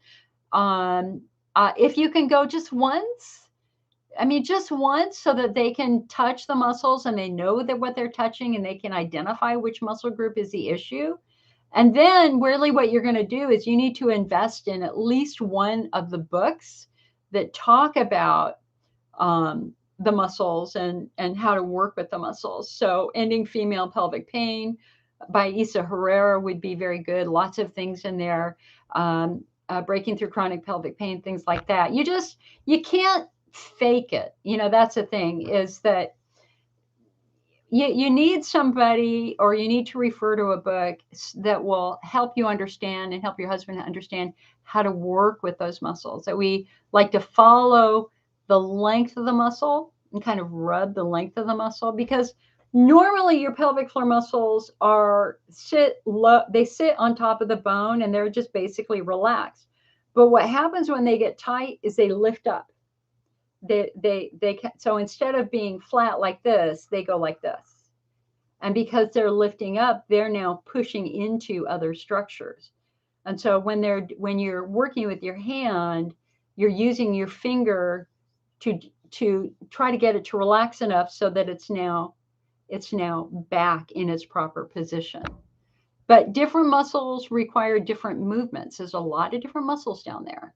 And so we kind of need to know there's 3 layers of muscles too. So if you think about your finger, you've got 3 knuckles, right? 1, 2, 3. Well, you've got shallow muscles, middle muscles, and deep muscles. And let me get my model here so that you can see this real quick.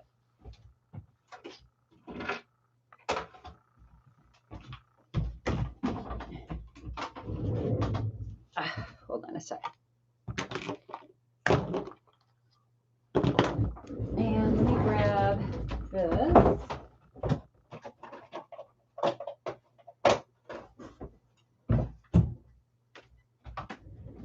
Where is my wand?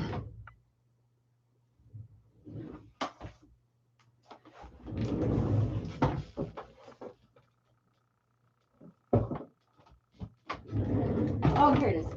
It fell. All right, stay. All right, so let us look at this for a moment.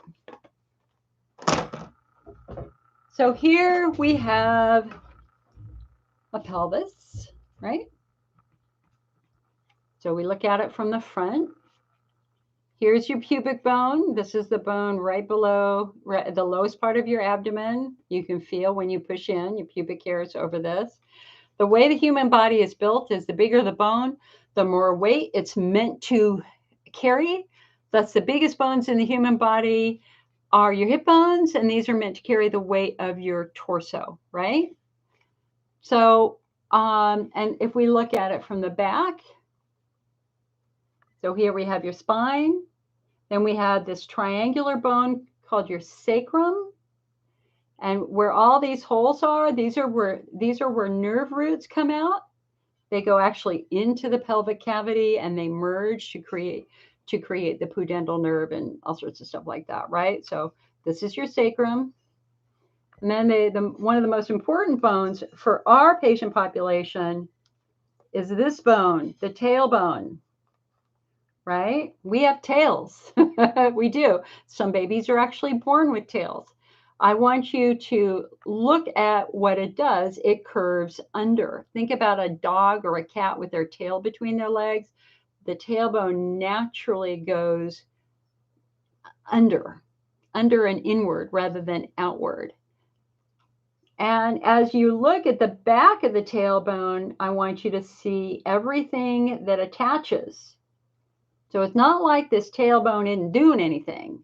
There are lots of structures, ligaments, muscles, etc., that stabilize this whole area, right? And so if your tailbone is broken and out at an angle rather than straight, that means you're stressing one side of your pelvic floor and contracting the other side. That can be an issue. If your tailbone is sticking out instead of curving under, that can cause a hell of a lot of pain, right? It's supposed to stick under.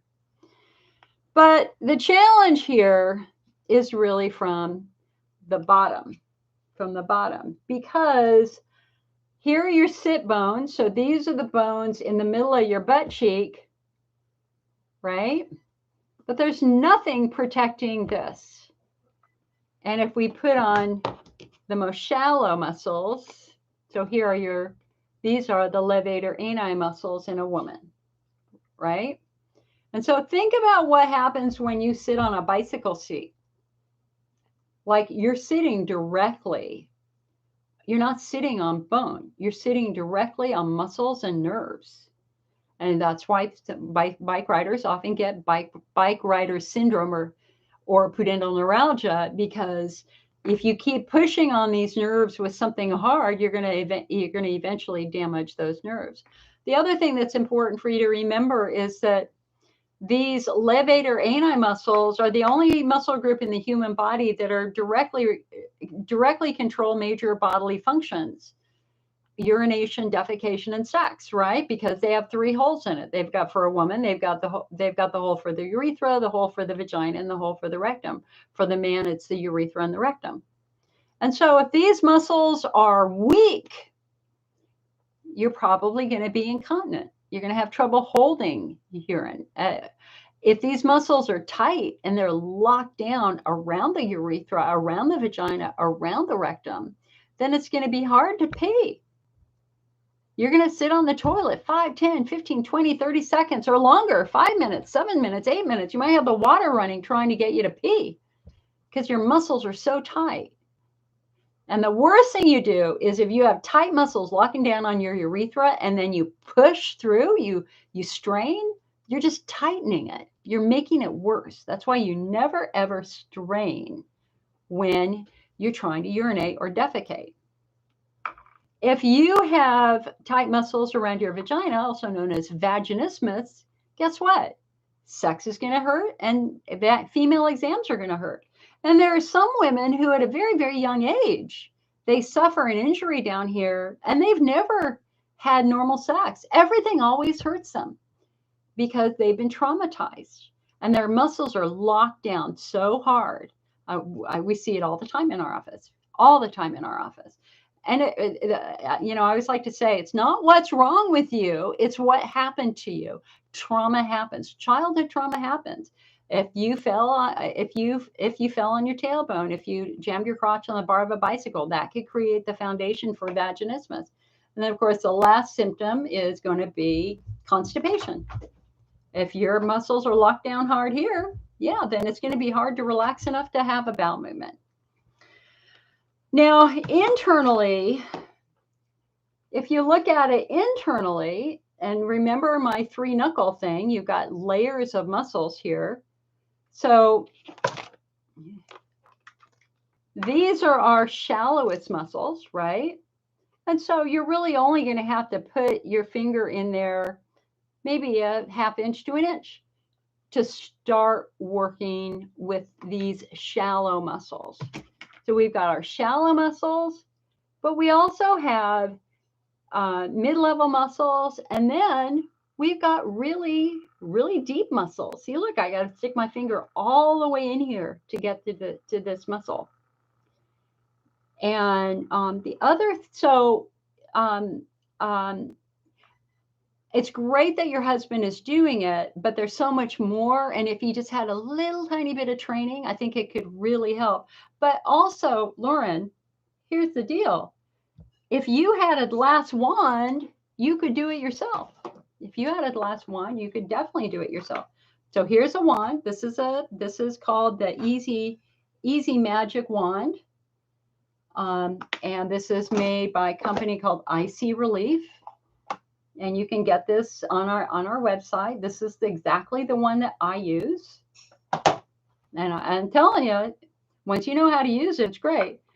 So you're going to be laying on your back. I lay on my bed. I got my feet up on the wall to support them. And once you learn how to use this, you can get in here and work these muscles, right? I'm not demonstrating it really well. It's a J shape. It's a J shape to go up the side of this muscle. Can you see that? And so if you can just go to a physical therapist once for the proper evaluation so we know which muscles are messed up, so that they can show you the right way to work with that specific muscle. Sometimes they have you go the length of the muscle, right? So you can see I'm going the length of the muscle. Other times they might have you go across the muscle in a different way. And if you have a trigger point, they might have you push on the trigger point, and it might be painful when they do that. But normally, if you have a knot in your back, you have somebody push on it and that will release it. Same principle applies to the pelvis. But it's really hard to figure out on your own. Don't recommend that at all. I think it's very, very important that you work with an expert at least once so that you learn your anatomy, you learn the part of your anatomy that's messed up, and get the best suggestions they have on what to do. And then just say, I mean, listen, everybody understands money right now. Everybody understands the money issues for everyone right now, myself included. It's perfectly normal to just say, listen, I won't be able to do this every month. I might be able to come back in 6 months. So I'd like you to give me a toolkit of things that I can do, and then I will come back and check in. That's honest. Sherry says she got a glass wand on eBay. Hun, you got to be really careful. You got to be really careful about who makes the glass wand. Is it Pyrex? This is not something I would go cheap on. I would not buy a cheap wand. It's very, very important that you get a very, very high quality wand because glass can break and we don't want it to break inside your body. Just like we don't want to use plastic because plastic leaves pieces of plastic in your body too, and that's a whole nother story. Catherine said, do you know how they treat Candida? Yeah, they use an antifungal and you stop feeding it with sugar. You got to really adjust your diet. Lauren says, I'm in Philadelphia and really like Dr. Carolyn Eccles at Jefferson University. Lauren, if you could email me her contact information, I'd love to add her to our database because we are really short on doctors in Philadelphia. Bethany says, if I use vaginal estrogen, does it reach my bladder and urethra? I feel my urethra needs it too. Normally what they would do if you have urethral pain is they will have you rub a pea-sized drop at the entrance to your urethra. So ask your doctor, your gynecologist, if it would be okay for you to do that.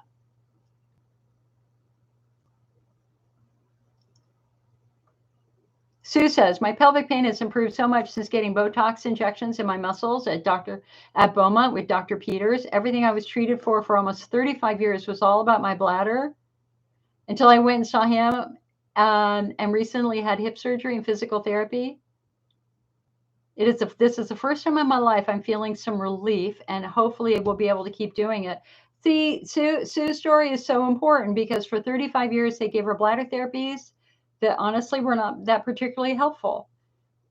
Then she attended one of our meetings. We started talking about muscles. She then went to Dr. Peters at Beaumont, Dr. Ken Peters, who's fabulous. It's a fabulous diagnostician. What did they find? They found that her muscles were messed up. And now that she's doing physical therapy for the first time, she's getting relief after decades. Anne says, what's the difference between vaginal and bladder pressure? Vaginal pressure to me is a pulling or pushing sensation in the vagina. Bladder pressure is desperately feeling like you need to pee, your bladder's so full. Sue says, I know I have 3 breaks in my tailbone from when I had my skin before my hip surgery. I don't know if addressing could be. Julie, thank you for your 50 stars. Sue, I don't know. Okay, let me check YouTube here. Hold on. I messed up my YouTube stream here.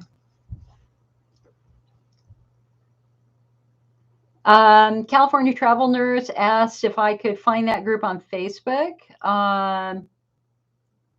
Chimera says, got notified by my son's school that he was exposed to COVID. They advised me he could go to school but needed to quarantine when not. What? I have a friend who's a high school teacher.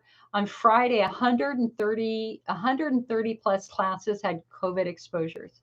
Classes in the district.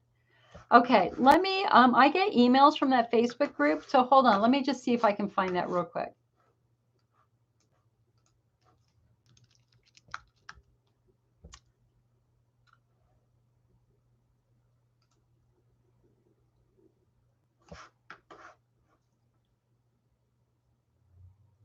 I swear I just got one.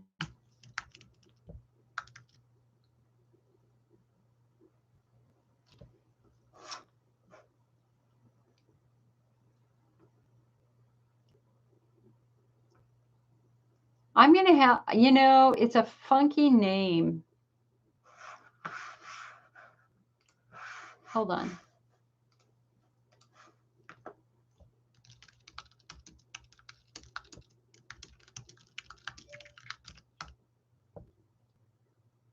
Elder orphans. It's comprised of more than 6,000 men and women who are without close family. While the rules are strict to join are strict, so if you are a member and married, please bow out. The group is meant to bring those together who have no one else to rely on. So the group is restricted to individuals over 55 who live without the help of a spouse, partner, and children. If you feel you're aging alone with little whatever. So on Facebook, it is the Elder Orphan Group.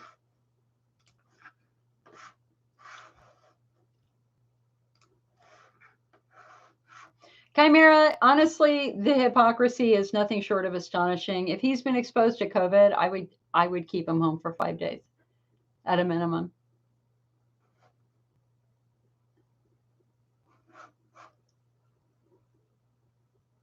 Oh, Donna, you're sweetie pie. Thank you. We just got to let it ride and see what happens with COVID first, but you're very, very generous. You're very, very generous. I can also maybe put in a phone system that would refer phone calls. I don't know. We'll get there. But thank you so much for thinking of me and volunteering. I really appreciate that. But not volunteering. I mean, guys, I had paid work, and I got to go back to the person in December who was the first who said that she wanted to do stuff too. But I'm being real here. Guys. Life is complex right now. So much so, Donna, so much so that I'm actually thinking about sending a letter to the ICA and asking if they would like to take over IC Awareness Month this year or for a couple of years, because I can't do it during fire season anymore. I just can't. It's impossible. I just can't. It's just too many things happening.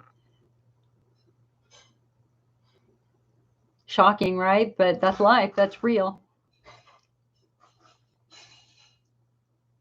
Becky says, I wish we could stay home for a few weeks to flatten the curve. I think we all have to try to do that.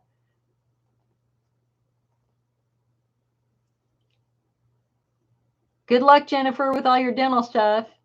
And it's elder orphans. Cindy says, I stay home besides work. Second negative test of COVID. They did a PCR test, wait a few times.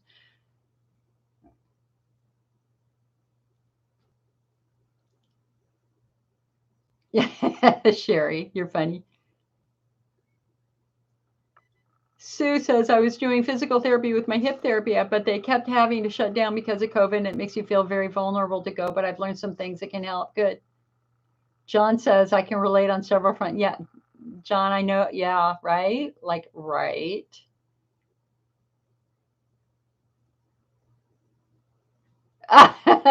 Julie said, my husband walked by and heard that and I said, oh, it's going to be. Sherry said, I finally went to physical therapist for an assessment. She did not find that I needed any physical therapy services. All right. So if that's the case and your muscles are good, then we're going to check that off and move on.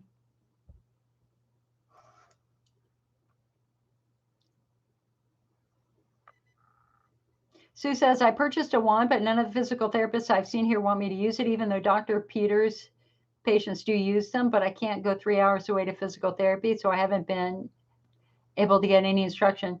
Sue, if you can go to the website hermanwallace.com, hermanwallace.com. Herman Wallace is the Physical Therapy Training Institute that does the pelvic health certification. And they have a find a provider database right on their website. And I would go into that database and search for Michigan and see if there's any other physical therapists who have the certification who might be closer to you. hermanwallace.com.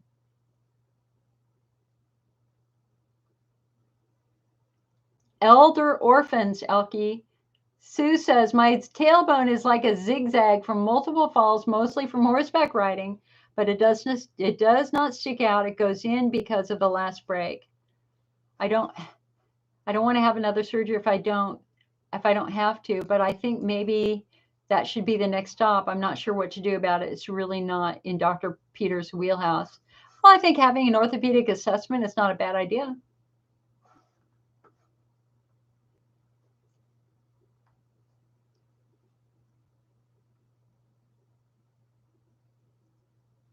Yeah, Dr. Peters' physical therapy team is excellent. But there are, again, hermanwallace.com. You can look for other physical therapists who have the pelvic health certification.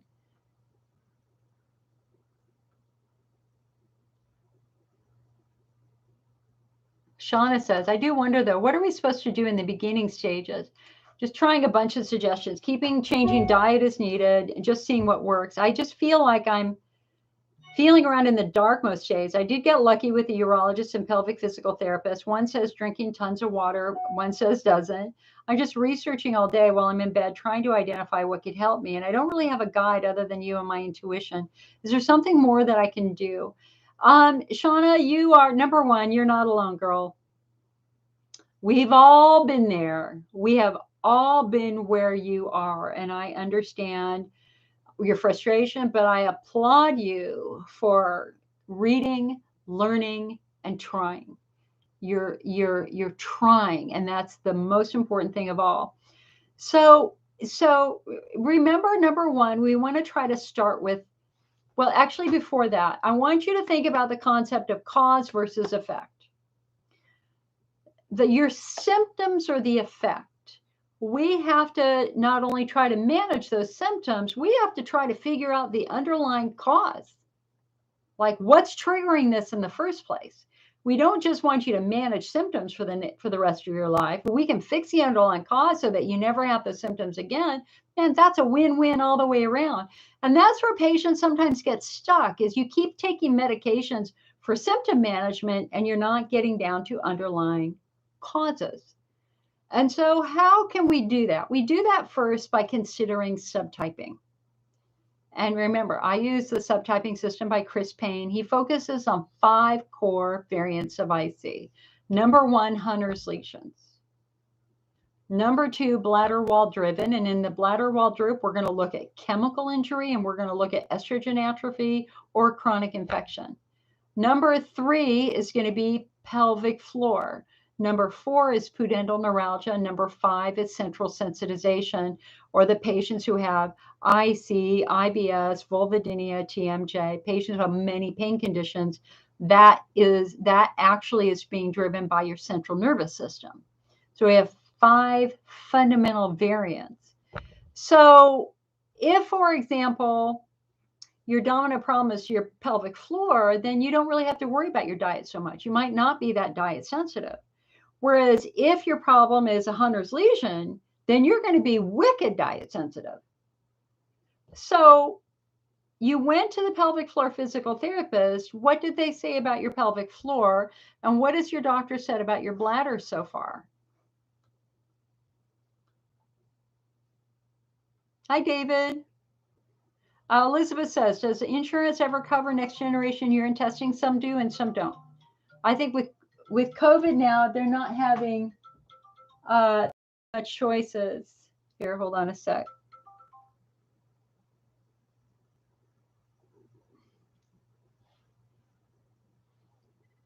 Hold on.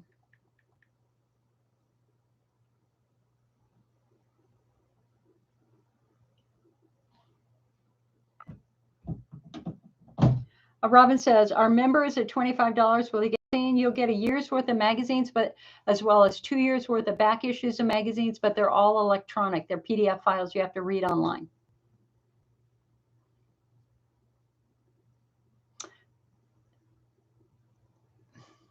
Jeannie says, what would be good to teach pelvic floor exercises?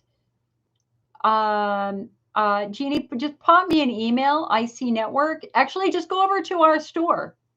Go over to the IC Network store and click on the book category. You'll see them all right there. Jennifer, thank you for the 200 stars. Julie says she can help. Awesome.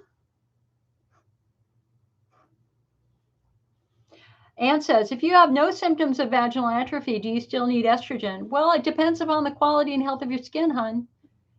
Here's the harsh reality is as you get older, you're going to get drier and drier and drier and drier. You can't, it's going to happen. It's going to happen. It happens to all of us. And so I've worked with some ladies who by the time they're in their 80s, their little vulvas are like dry potato chips and they're in agony. Their skin is so dry.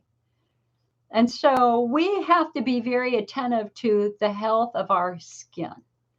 And so some patients, they start the estrogen and they stop it 2 weeks later because they say they're not better.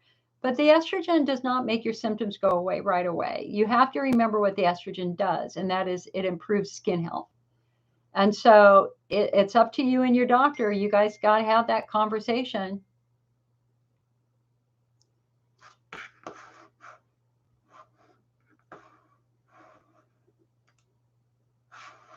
Hold on.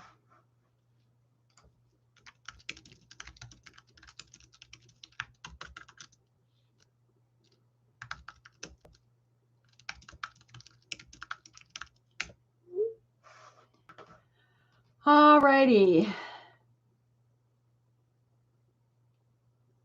My GI, Jennifer says, my GI doctor told me that I should start taking probiotics. Which one would you recommend? I believe in mixing it up. I don't think you should take the same probiotic for years at a time. I think you need to, I don't like the idea of just introducing the same species over and over and over. There are billions of bacteria in the human body, many different species that, and so I would mix it up and look for one that is refrigerated. So if you have Whole Foods, go to the Whole Foods and look at the ones that are refrigerated.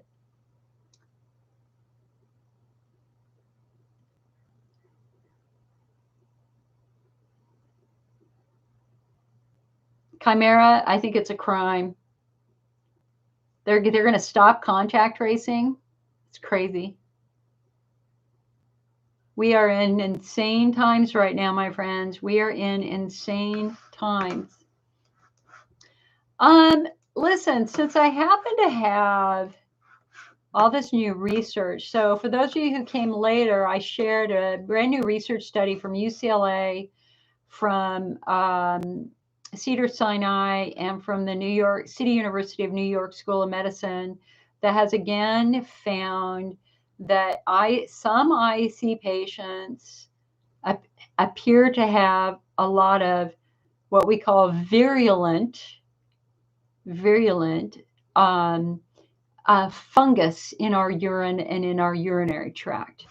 And we had our first inkling about this 5 years ago with some research from the MAP Research Network, which certainly found that IC patients who were struggling with pain and who were flaring had more Candida in their urine. I had a Candida glabrata infection for 2 years. And I'm telling you right now, it was agony. That Candida glabrata infection hurt so much more than typical bladder wall irritation, like from drinking a coffee. I was bawling my eyes out. And I'd go back. I became the Candida case study at Kaiser Permanente here in my town. I saw at least 6 different OBGYNs. And one female OBGYN was so mean. She goes, I don't believe you. You've been on diflucan. There's no way you could have active yeast. And I just said, prove it. Do a swab. I wouldn't be here if I weren't in pain. Do a swab. She does a swab. She goes out. She looks at it under a microscope. She came back and she goes, oh my God, you have Candida. I had a drug-resistant Candida glabrata infection. And so I can personally attest to the fact that using antibiotics for long-term create risk for developing fairly complex Candida infections. It can be very difficult to treat, and they don't just stay in your vagina. They can live quite happily in your bladder too, and the pain is insane. So, and again, I think if there's one group of people that are really at risk for Candida infections, it's going to be the lower urinary tract IC patient, who most of us have been given antibiotics for years. We've taken massive amounts of antibiotics for those of us who have had IC for 40 years, right? I mean, that's what they did. They put us on long-term antibiotics, and long-term antibiotics disrupt the ecosystem, they disrupt the biome, and they create an opportunity where fungus can thrive because you've killed the bacteria that normally control fungus. So I will be, once a conference happens, I'm actually going to try to interview 1 or 2 of the researchers and do a really big article on this, because I think that it is very, very important now that we put this on the list of things that can cause quote unquote IC symptoms. And we have a new test that can identify that, called next generation DNA urine test. So I'm all about you solving the mystery of your pelvic pain, and I like data, I like facts, and if your symptoms are persisting and you're not responding to bladder therapy, there comes a point in time when Number one, we want somebody to look at your bladder. Let's see if it's healthy or if it's not healthy. And number two, doing a next generation DNA test to just take a look at what's in there is useful information. It's very, very useful information.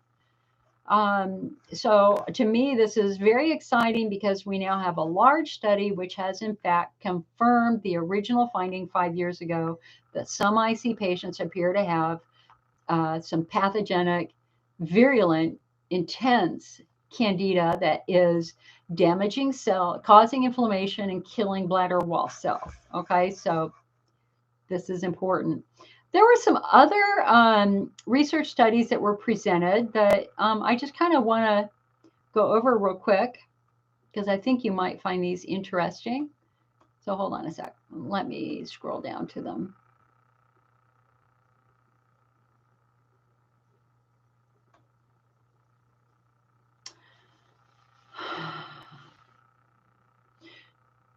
Let's see.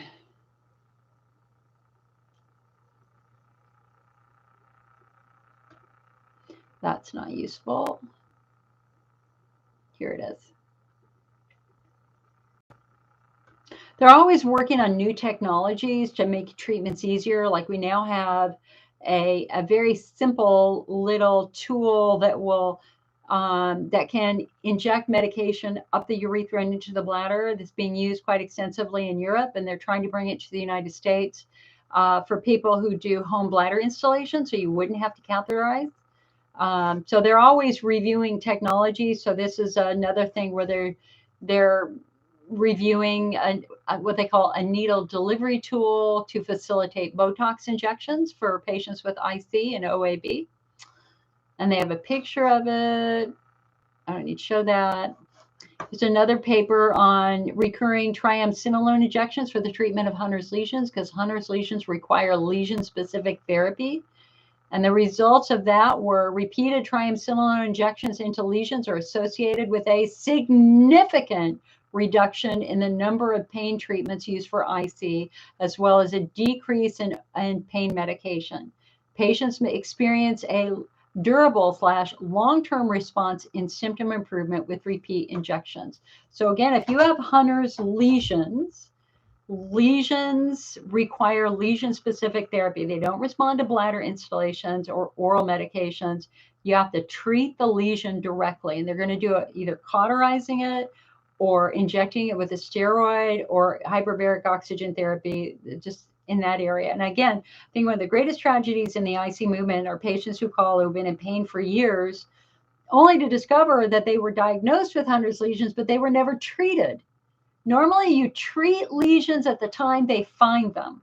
And that is why whenever you have a hydrodistension schedule, you always have a discussion with your doctor about what are you going to do if you find a lesion? And if the doctor says nothing, you're going to say, why? I don't want to have another hydrodistension to treat the lesion. If you find it, I want you to treat it at that time, right? And we've had some patients go years with open wounds in their bladder that could have been treated and reduced their pain. It's a great tragedy.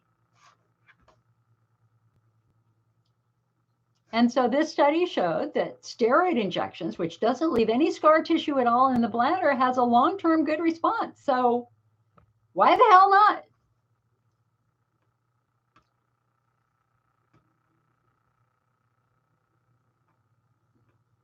There's a study on CBD use in patients with IC. CBD is a legal cannabinoid extract of the cannabis plant with a high margin of safety and without the psychoactive effects of its counterpart, THC. Although there is no literature investigating the effect of CBD in patients with IC, studies have demonstrated its efficacy in multiple conditions that are common in IC, including fibromyalgia, chronic pain disorders, depression, generalized anxiety, and IBS. We sought to survey the use and effects of CBD in patients suffering with IC, and this is done by the top IC doctor in the country, Robert Evans, who's voted #1 in every year we've done Doctor of the Year. We didn't do it last year because of COVID or this year, but he wins hands down tenfold. And one of his residents. Okay, so they surveyed 50 patients with a diagnosis of IC. The majority had heard of CBD. 31% have used it, and 18% specifically used it for IC. Of those who used it, all but one, 87% reported an improvement in their symptoms, specifically in the severity of their flares and voiding system. Of everyone who used CBD, the majority took it orally, and 83% reported improvements in other parameters, including their sleep, anxiety, and pain. 2 patients reported negative side effects, one with diarrhea and one with fatigue. Patients who use CBD for other conditions commonly associated with IC reported improvements in their chronic pain, fatigue, anxiety, depression, nausea, IBS. 100% of patients with IBS reported that their CBD helped them. And in the conclusion for this study, patients who have used cannabinol CBD for IC report symptomatic improvement without side effects. Most who have not are interested in trying it. Research investigating its effectiveness for IC is warranted. Now, the IC network, we did 2 very long studies, years-long studies of patients who use CBD and asked if it helped them, and as well as medical marijuana. I mean, CBD can come from hemp or from medical marijuana. I can tell you that that data was very similar to this. It's published over on our website. It's several years ago. Generally, IC patients prefer oral as an edible. And the one thing I would just encourage you to do is, if you're considering a medical marijuana CBD, is you always have to buy a product that has purity testing, because CBD products from medical marijuana have been massively contaminated with pesticides. And it's a rampant problem. Depending upon where they're buying their CBD from, if they're buying them from illegal growers, you're screwed.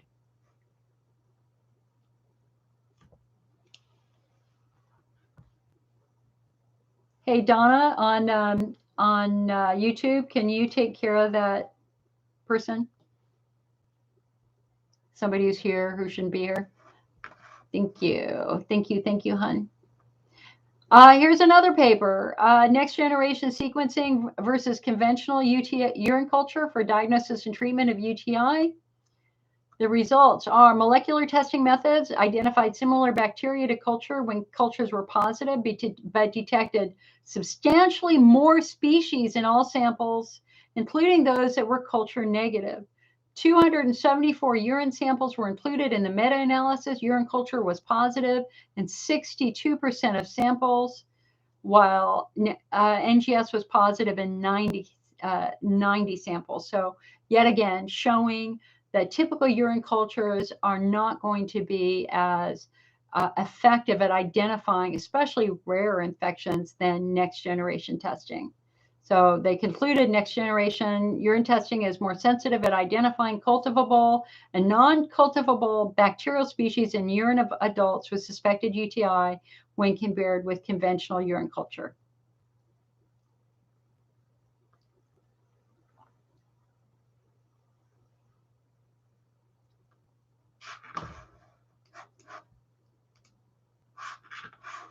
Okay, hold on a sec. I lost my...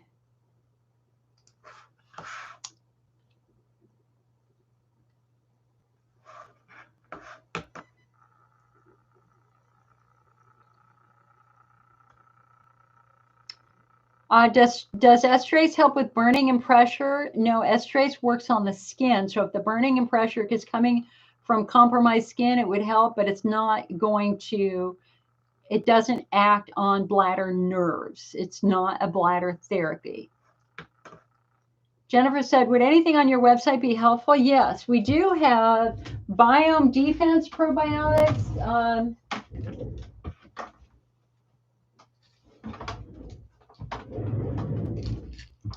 So this is what we have that we sell, but it's not refrigerated. Anyway, very thoughtfully put together by the team over at Natural Approach Nutrition. It's one of 2 products that they're calling Biome Defense. The other one is an anti-inflammatory that has not been released yet. That's going to be for people who struggle with inflammation. So I would definitely suggest that you consider trying this. I know we have it in our store. Ruth says, please tell me before I try to sleep how I have been able to eat and drink most things over Christmas, but you're now uncomfortable. Well, Christmas is a joyful time. Christmas is a time where people are often relaxed. They're not working. They're not under a tremendous amount of stress other than the stress of the holiday itself. But because of COVID, we didn't necessarily have big holiday gatherings, so maybe, just maybe, you had an opportunity to just kind of relax. Or maybe you modified your diet. Or maybe you were being careful with your pelvic floor. I was working with, oh gosh, I would love to tell you, I'm going to publish in our next version of IC 101 this gentleman's story. So he developed IC suddenly last year. And he was working from home, and he got so tired of sitting at his desk, and he felt like he wasn't physically fit. So he ordered a bike for home, just like not even a recumbent bike, just a bicycle he could sit at while he was doing his work. And he ended up sitting on his bicycle like 3 hours a day. And he ended up developing all the symptoms that we associate with IC as well as pelvic pain. And, a classic case of somebody, no history of any bladder issues at all. But the other thing that he was doing is he was taking a massive amount of vitamin C because he was worried about COVID. So there's kind of two theories as to what's happening with him. Number one, just the massive amount of acid from the vitamin C and the orange juice that he was drinking could have irritated his bladder wall, have the equivalent of chemocystitis. But it's far more likely that he actually had a pelvic floor muscle injury from sitting on the bike, and that may have also injured his nerves. So anyway, we did a coaching this week, and it was a great coaching. Oh my God, I just love talking with you guys.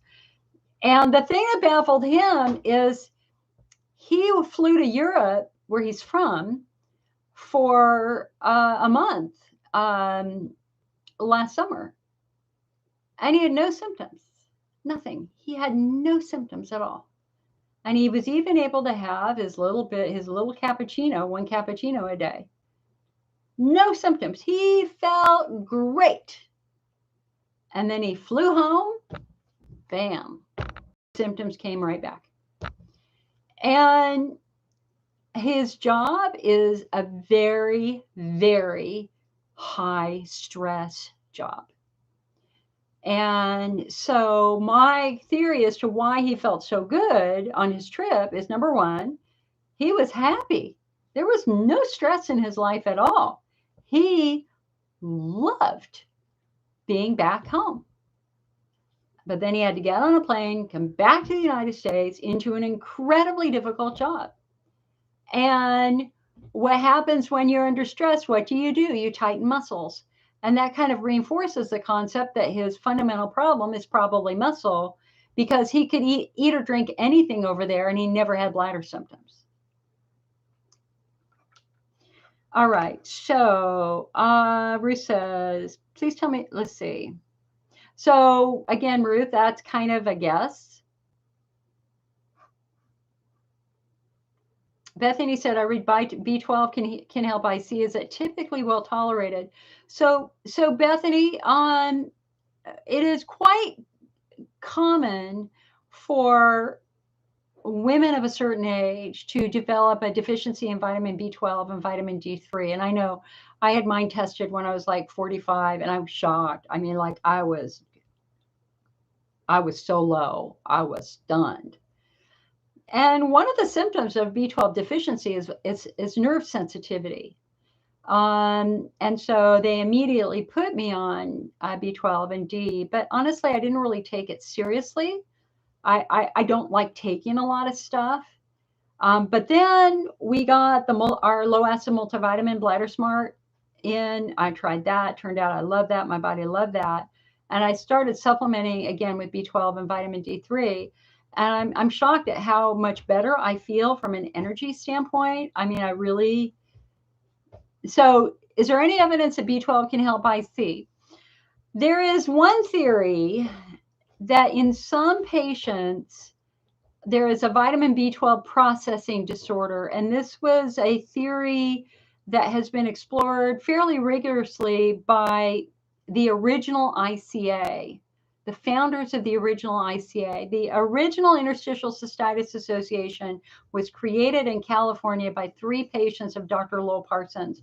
Barbara Flanagan was one of those patients. And then about a year later, the ICA of New York, which is the ICA that you know of now, they came along, right? And then the ICA California folded. But the ICA California, Barbara Flanagan in particular, they found some early research that suggested that for some patients, there was a vitamin B12 processing disorder. And it's a variant of something called porphyria. And I've published several articles on it. The science is a very academic. I mean, I barely understand it myself, and I have a lot of training, and I barely understand this fairly rigorous B12 processing and what happens. And ironically, I got a phone call from the new Porphyria Foundation from their founder last year who said that they too are seeing urinary symptoms in some of their patients. So, but it hasn't been proven. It's just a theory. If you're B12 deficient, then make sure you get tested. And if they find that you're B12 deficient, supplementing it would be reasonable. Robin says here on YouTube, it's best to get B12 shots rather than the sublingual. Donna, thank you for taking care of that guy. I really appreciate that. You guys, for those of you on YouTube, you're on a 1 minute restriction. You can only post once a minute, because the hackers come in and they try to take over and they post every couple seconds. So that's why you might be held back. Karen says, what are my thoughts on cyclosporin? Cyclosporin is an AUA step 5 treatment option. It's the only step 5 treatment option in the AUA guidelines for IC. It is considered a bit of a miracle drug by the doctors who use it. It suppresses the immune system. Cyclosporin is used for patients who have transplants. It is a rough medication to take. It has a lot of side effects that you have to be very careful of. Urologists generally don't prescribe it. They refer you to another doctor who will prescribe it for you. You have to be monitored very carefully.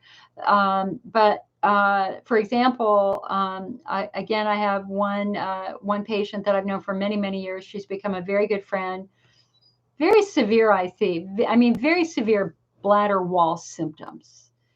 And she has done installations at work to keep working. And I don't know how she did it. Honestly, if I were in the pain that she was in, I would have been at home underneath a comforter with a heating pad. She got herself up, went to work, did installations at work because she loved her job. But it was a burden. She was on a lot of pain medication. She was doing a lot of bladder instills. And finally, the doctor said, we should try cyclosporin. And it has been a miracle for her. She doesn't need any bladder installation, so she's completely off of pain medicine. That the clearly in her subtype, she's got massive inflammation, and doing something that suppressed that inflammation has helped her tremendously. But it does make you immune compromised. And so she is a teacher, and with COVID right now, her doctor doesn't want her working for 2 weeks because it does open you up to other infections. But cyclosporin is really generating a lot of excitement among doctors and patients who are not responding to other therapies where there's significant inflammation.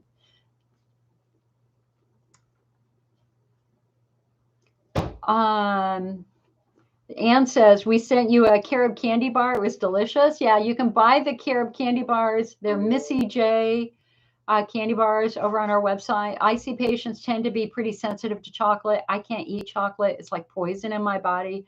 I get terrible bowel spasms, stomach spasms. It's just a nightmare for me to eat chocolate. I could eat carob all day long if I wanted to. It's never flared me. I can't even keep it here in my home because I will literally inhale it. So we have a lot of really high quality carob candy from Missy J over in our store, especially their coconut almond sea salt is divine. It's so good. And we also have carob brownie mix that is really, really good. Completely IC friendly and IBS friendly. So if for those of you who are missing chocolate, go on over to the IC Network website, click into our store and check out the candy section. Jennifer said, what is the best thing to do after teeth extractions, being you need to eat soft food? Yeah, it's going to be soft food, and you can't use a straw because you'll suck out your clots. So I would be making smoothies that you're drinking, maybe a smoothie with coconut milk, bananas. You have to stay away from anything that has seeds or a shell. So you're not going to be able to do like almond butter or peanut butter or especially popcorn because you don't want to get anything stuck. The upper extractions are easier than the lower extractions because the upper ones tend to drain. The lower extractions are where food can settle. So they normally give you a little syringe to kind of rinse out. So scrambled eggs would be great. I would stay away from seed breads. This is kind of a white bread moment. Maybe milk toast, soft white bread that you can suck, that you can kind of eat and suck on and gently chew. Ice cream, any of the soups, chicken noodle soup. Just get the low sodium Campbell's chicken noodle soup or whatever chicken noodle soup you like. And the thing is that, probably, depending on what your doctor said, I would hope that within 2 to 3 weeks you'd be back to eating normal food. I had this one extracted 2 years ago, but I had all my wisdom teeth extracted, and the roots were wrapped around the bone, so it was not fun. Sue says here, cream of wheat is great while recovering with empty sockets. I just hope they did bone grafts at the same time, because you don't want to do what I did and not get the bone graft and have to come back and have a bone graft later. Normally they put the bone graft in there when they remove the tooth. Elke says, one woman said low dose ketamine every few months was a game changer. Yeah, ketamine is a veterinary anesthetic that's primarily used for dogs and cats when they do surgery. It creates a sensation where you feel like you're floating. It's not physically addicted, but it has characteristic of being emotionally addictive. The challenge with ketamine is if you use it in great quantity, it acts as an industrial solvent and starts damaging organs, including the bladder. We call it ketamine cystitis. So we have addicts who use ketamine every day. Basically, their bladder is destroyed, their kidneys, all sorts of different parts, their brain, all sorts of different things can be damaged from the long-term chronic use of high doses of ketamine. Ketamine was most often used in end-of-life care. So somebody who was dying of cancer in their last month or so, when they were really trying to ease that discomfort, ketamine, it was generally used in that circumstance. But now we have some research that shows that low doses of ketamine can be helpful for pain use. And Elke is saying here that she has used low dose ketamine. They also can do a ketamine cream, ketamine baclofen, something like that if you have vulvodynia. You just have to make sure that if you start having any bladder symptoms, you pay attention to that, because ketamine is absolutely linked to bladder wall injury. Amy says, I'm sick. What's best to take that won't make my IC worse? Every couple of years, we do an article on cold and flu strategies over on our website. So let me go there right there. I always do a survey of patients about what works. And so I'm just going right now to the IC Network website. I'm going to go to my search area and I'm going to do cold. And let me just pull up that article. IC friendly cold and flu tips and strategies. We last updated this in 2019. So let's go over this. Every few years, we survey patients to find out what works best for them. This year, more than 100 patients shared their best cold and flu tips and strategies. In general, products containing honey were by far the popular favorite. Patients preferred to take a more natural approach than traditional medicine, including the use of sinus washes, humidifiers, essential oils, herbal teas, and the like. That said, there are clear moments when traditional therapies and products are required, particularly as patients may struggle with flu, infection, and obviously now COVID.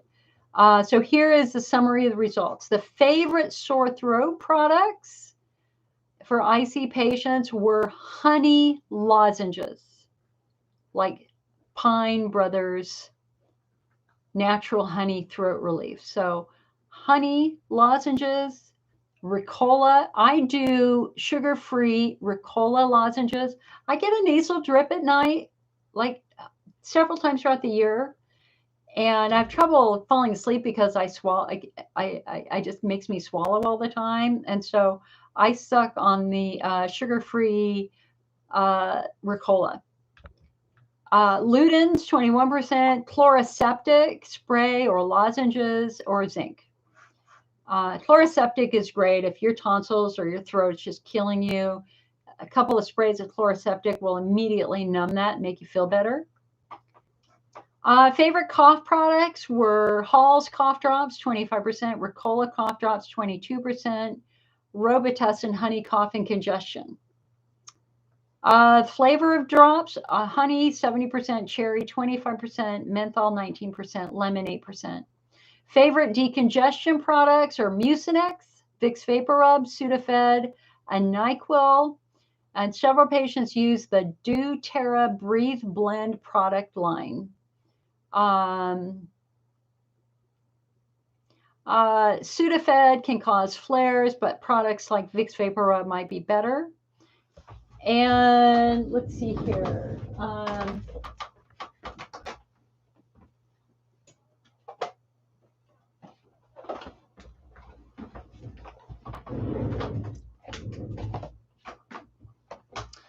These two products from traditional medicinals are mentioned by patients in every single survey.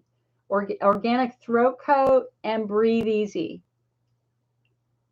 And so these came, many patients report that they've done this. So the throat coat has slippery elm in it, and the Breathe Easy has eucalyptus mint in it. Not meant for long-term use, but we have these in our store because of that. So you can go over to the IC network, look in our herbal tea area, and you can find these. And then we asked a question, what do you turn to when you can't stop coughing? And the winner is, again, all things honey combined with a healthy dab of Vicks VapoRub. Hot water with honey, hot chamomile tea with honey, hot mint tea with honey, Mucinex and peppermint hard candies, honey, lemon, and hot water. Delsym, codeine, cough syrup, peppermint candy, inhalers, honey sticks. See, now I'm going to cough in sympathy.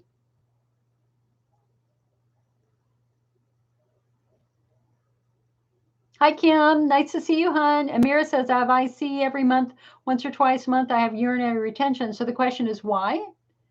Are you in urinary retention because your pelvic floor muscles are tight?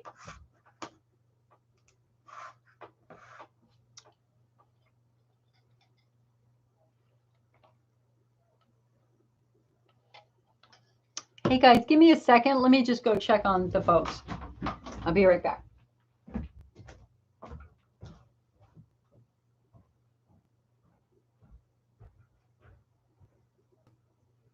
How are we doing? How are you doing? Okay, you doing a little better now? Have you had paper? Yeah.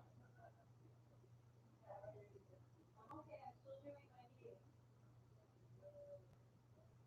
I'm doing my support group meeting. People ready to check on me. I need to put a ponytail in your hair. I'll do that when I get home.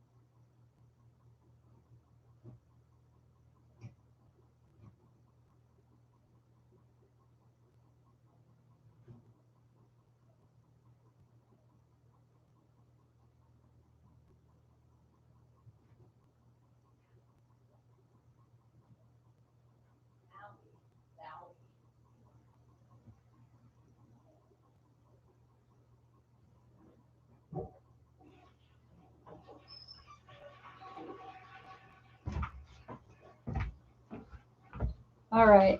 And you know what's so interesting is when I got up, my left pelvic floor just zinged me, right? Oh, this SI Puriformis thing just zinged me.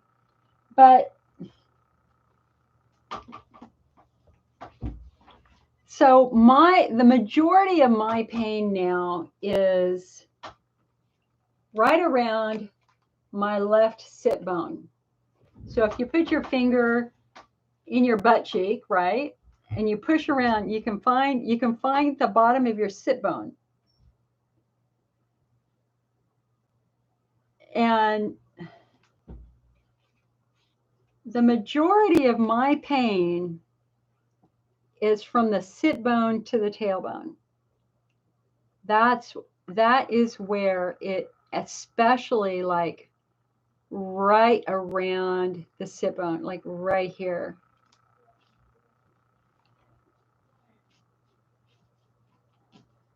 I'm gonna have to go get a roll on a tennis ball. All righty then. Well, I don't know. Whoops. I don't know how long we've been doing this so far.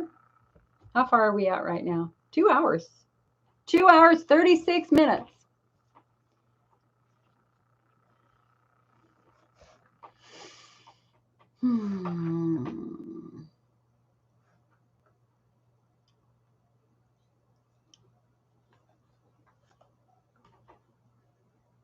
Jennifer said, the last time I had those teeth extracted, I've been feeling extremely undernourished.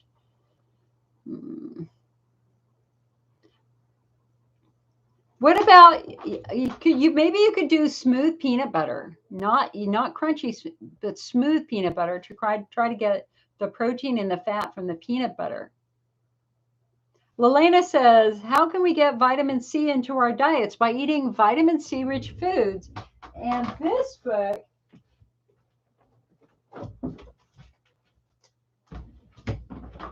for those of you lucky enough to have gotten this book, this is Taste of the Good Life by Bev Lauman. This was the very first book ever published on the IC diet.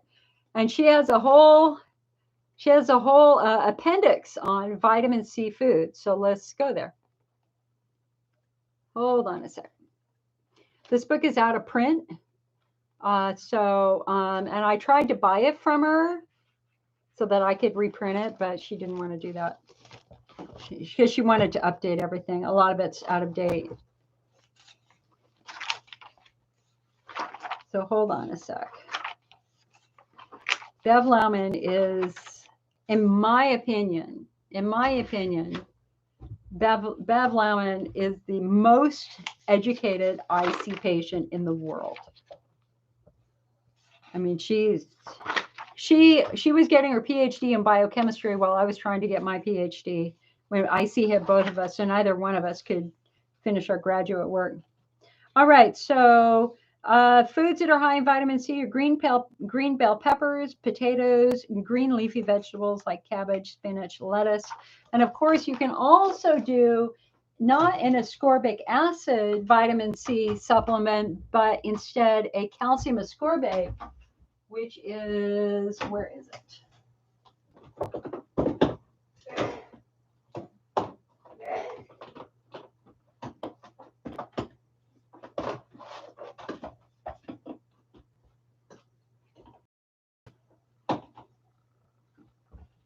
We have it over on our website, but Bladder Smart, which is our low acid multivitamin, Bladder Smart uses calcium ascorbate for the vitamin C.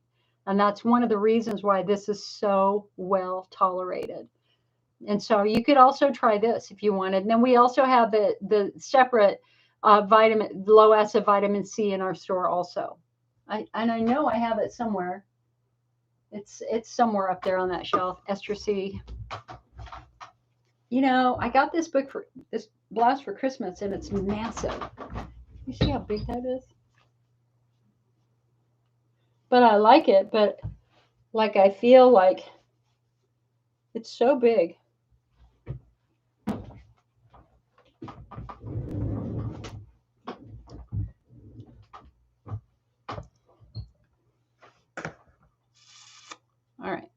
see here.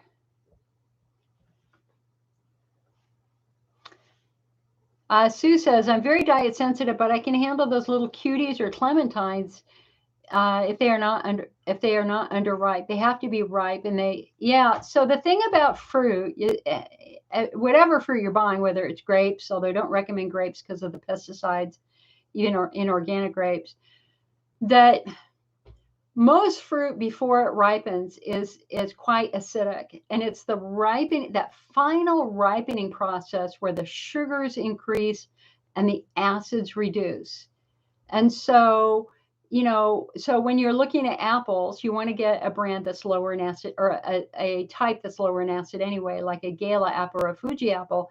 But Sue makes a very important point, and that is those little cuties, if they're super, super ripe, you might be able to have one or two pieces of those. You could use some pre-leaf. If you're worried about the acid, follow it with some water. We want to thank pre-leaf as always. Calcium glycerophosphate. This is the oldest supplement used by the IC patient community, and it acts to reduce the acid in the foods that you're eating. So pre-leaf is certainly a viable option, but you don't eat it like candy, guys. You don't eat it like candy. I mean, there's calcium in it, calcium glycerophosphate. And, if you eat too much, and if you're more prone to calcium-based kidney stones, this might not be for you. And also know that the calcium in Bladder Smart is the same calcium ascorbate. And that's why this is more low acid and more tolerable, because it basically has the equivalent of pre-leaf in the vitamins, so that any of the other acids would be reduced. So Bladder Smart, yet another reason why Bladder Smart's a viable option for those of us who struggle. Bethany says, vitamin D3 flares you, but I am low and the doctor says I need to take it. Is there any D3 cream? I don't know, hon. I mean, it would be really interesting to see how you did with this. You might want to give this a try and see. I mean, because I haven't heard of anybody flaring from D3. So I would have to assume that maybe it's in the capsule, or maybe it's a filler of the brand that you're using that might be reacting, or something else in the D3. I mean, look at the bottle and see what else is in there, because I don't think I've ever had anybody call to say that D3 irritated them.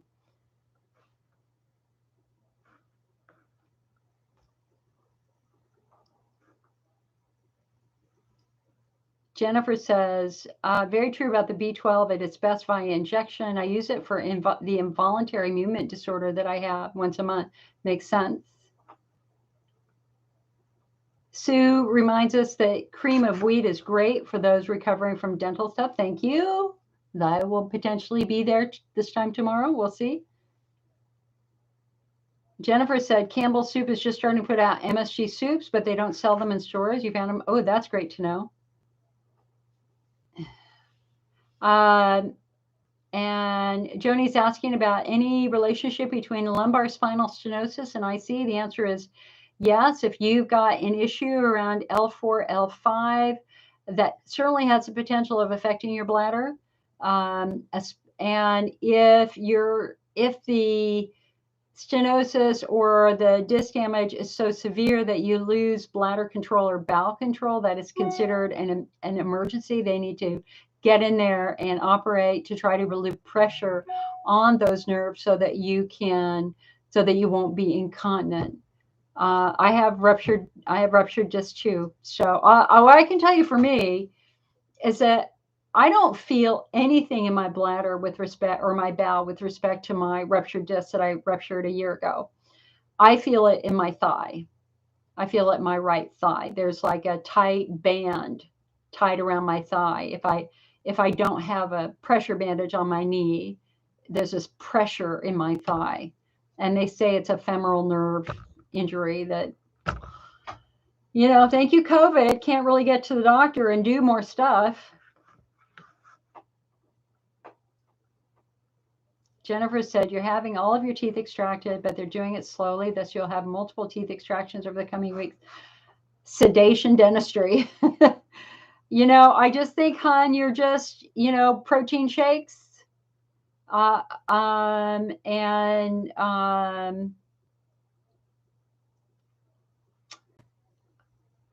It's kind of like the brat diet: bananas, rice, applesauce, and toast. Although you can't do the rice, because we don't want the rice to get into the socket.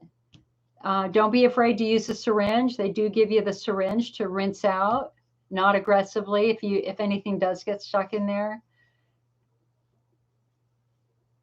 Jody says a sparkling candle is pretty. Yeah, look at this. This is very cool. I found this. We don't have Christmas fairs anymore, and I used to love going to Christmas fairs. So I got this at a local nursery. And so it has a light inside with with spinning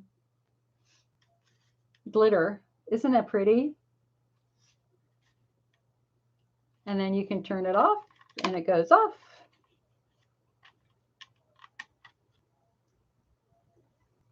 I love things anything that lights up, I buy. It makes me happy, as long as it's affordable.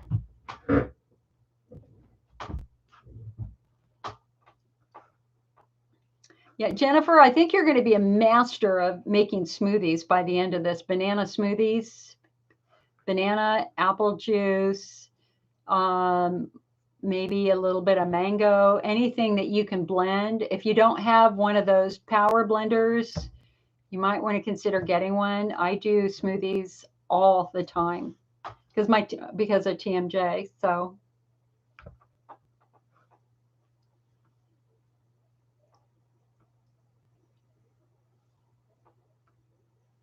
Kim says, if my potassium is slightly low, my doctor wants to put me on a potassium supplement. That makes me nervous. Will it hurt my bladder? I can eat potassium-rich foods. Well, so here's the deal. It was Dr. Lowell Parsons who years ago told patients to stop eating bananas because they were high in potassium. Potassium is like sodium. It's an ion that can potentially trigger nerves to turn on. I mean, there's a whole science here I don't need to go into. And so patients swept across the country and across the world don't eat bananas. But then we had a couple of research studies that were formal research studies that were done, which showed that no, bananas actually work really well for IC patients and actually are considered a soothing food. So the whole thing about certain foods like bananas triggering flares kind of got thrown out. I mean, I had a banana this morning. There's no problems with it at all. Never flared from eating a banana. But granted, I'm pelvic floor driven as compared to bladder wall driven. That might be slightly different for somebody with Hunner's lesions. Anyway, I don't think you're going to know until you try. Potassium deficiency is challenging. You guys, I hate to keep talking about me, but I've been doing this for a long time and I'm a long-term patient. Just know that when your potassium levels drop, kind of bad things happen. Your heart can get a little bit funky and stuff like that. So you got to take it really seriously. And so I think you won't know until you try it. But you don't want to blow it off. I mean, if he says you're low, you got to work on it. I've had one incident in my life where my potassium levels tested low, and they gave me a little shot of a potassium drink, and I get PVCs, and I went through a period of time where my heart just goes crazy sometimes with PVCs. A lot of that's genetics, but it turned out that my potassium was super low. So they gave me the drink and it went away. And now I make sure that I eat bananas several times a week, and I eat dates and other foods that are high in potassium.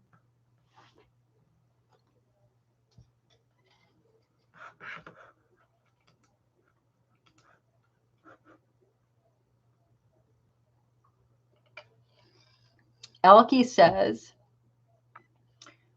your physical therapist found an area, a 3-something area that was so painful. It turned out to be a big diverticular pouch, and I had to have 1 foot of my sigmoid colon something. So CAT scan to check with gastro, she could have ruptured it. Yikes. The name of which book?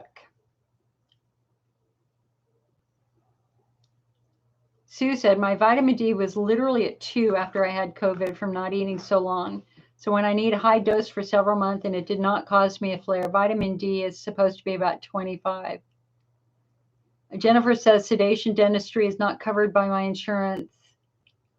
I don't have, we don't have dental insurance. I don't have dental insurance. I save up, and my dentist just quit. In the middle of me getting ready for an implant, oral surgery, my dentist closed his office last week. No letter, nothing. He hurt his back a year ago. So, we have to pay out of pocket, and it sucks.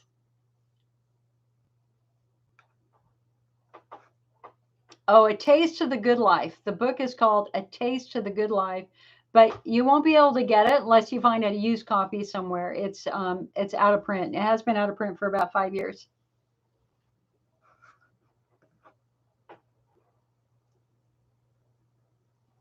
Joni says, I've done 20 bladder installations approximately once a week. I'm better, but still up and down. Is it normal to need this many? Well, Joni, what that points to me is that it might be managing your symptoms, but it's not addressing an underlying cause, that there's still an underlying cause that has to be figured out and addressed. And so, again, that kind of goes back to subtyping. What do you have? Hunner's lesions? Do you have bladder wall driven symptoms? Do you have estrogen atrophy, chemocystitis, chronic UTI, pelvic floor, pudendal neuralgia, or central sensitization, multiple pain conditions? Oh, nice. You got the NutriBullet. Man, mine's plugged in every day on my counter.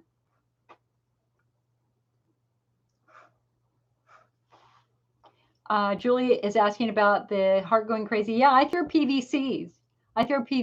So last time that happened, I ended up in the emergency room a year and a half ago. I had my flu shot that day. Normally, I'm fine with a flu shot. This was before COVID. It was before. Yeah, it was before COVID. It was the fall before COVID.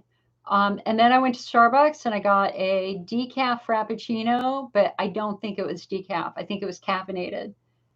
And that night at about 1 a.m, my heart started throwing massive, like I was having a PVC every other heartbeat. And I finally drove myself to the ER at 6 a.m. My parents were asleep. I just drove myself to the ER and said, help me. I'm in PVCs. And they went, yep, you sure are. You sure are in PVCs. And so they did the blood test and they found that my potassium, first time ever, my potassium was low. And it was in the middle of fire season. I wasn't eating. I was dealing with fires and evacuations. And then he came in and he just looked at me and he goes, you may never, ever, ever have coffee or caffeine again. I was like, it was supposed to be decaf. And he goes, you can't risk this anymore. Your heart is too sensitive. No more coffee. And ever since then, I've had no more coffee. I do Dandy Blend herbal coffee.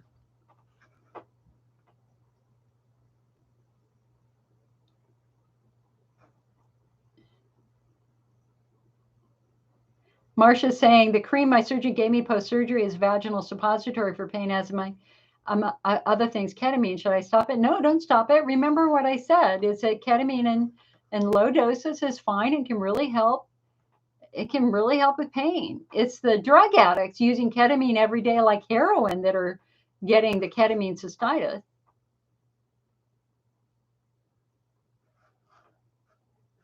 Denise says, oh my God, Jill, everything you have, I do too. TMJ, IBS, sacroiliac, spinal stenosis. Oh, welcome to life, right? I mean, it's crazy, but so many of us, I think one of the absolute blessings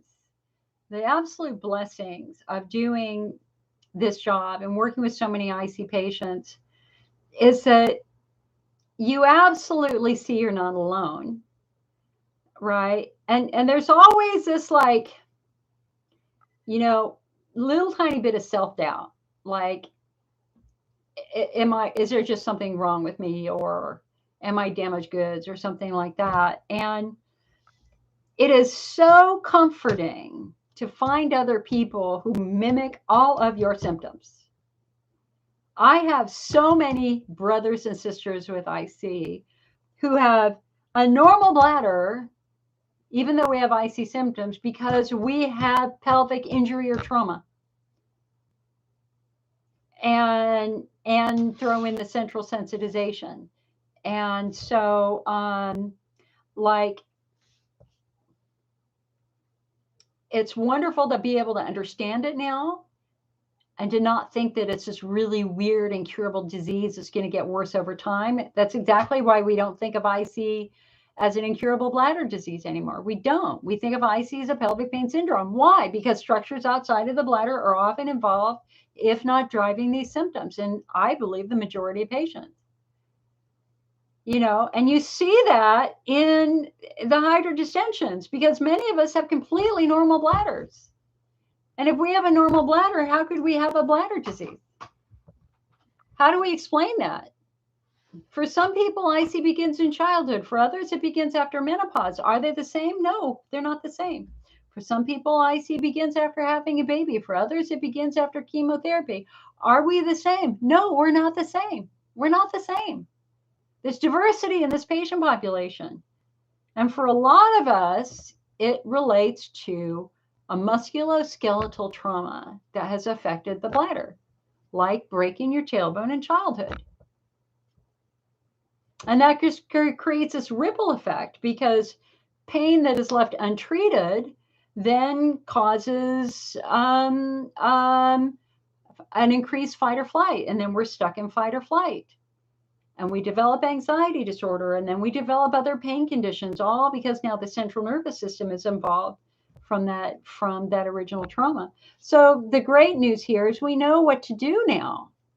We don't want you to waste 20 years doing bladder therapies if you have a normal bladder. We need to look outside the bladder. Let's see if we can find anything else going on, like a ruptured disc, like a fibroid tumor, like a broken tailbone, like a Tarlov cyst off of your spine, or like pelvic congestion syndrome, or having one leg longer than the other and you're not walking normally. We're really focusing on trying to rule out all the other stuff first. Because we don't, and that's what the AUA guidelines say. The AUA guidelines say if you're not responding to therapy, if you're getting worse rather than better over time, then hold on, stop what you're doing, take a step back and revisit the diagnosis. We need to ask ourselves, what have we missed? What have we missed? And a lot of you have a lot of stuff that gets missed because you're thinking bladder, bladder, bladder, bladder, because you're having frequency urgency. And this is where Dr. Jerome Weiss says Western medicine fails the pelvic pain patient, because doctors stay in their sandbox. Urologists stay in the urinary tract. Gynecologists stay in the reproductive tract. Gastroenterologists stay in the bowel. They don't consider relationships. If you walk into an office to a urologist with frequency urgency, they're going to go, must be a bladder problem. If you walk into a gynecologist with frequency urgency, they're going to go, well, maybe you have something else. And so today now we have a much healthier respect for the influences that happen in the pelvis, that organs can influence muscles, that muscles can influence organs. Muscles that continue to stay tight, we have to look at bones. If you've been doing physical therapy and your muscles continue to stay tight, or a week later or a month later, bam, those muscles are tight in exactly the same spot, or bam, you've got trigger points in exactly the same spot, we now have to ask ourselves why. What is it what is it that is keeping these muscles tight? And usually it's bones, that you have a bony structure abnormality, that you, bad SI joint, like I have a bad SI joint on my left side. I'm right-handed, it's on my left side. That's very normal. Okay, or a ruptured disc, or one leg longer than the other, or a bad knee, or a bad hip, or a bad foot. Because if you're not walking normally and you have one leg longer than the other, then you're going to be walking at an angle. Your hip is going to be like this instead of straight. So we were really focusing on myofascial and bony structure abnormalities now.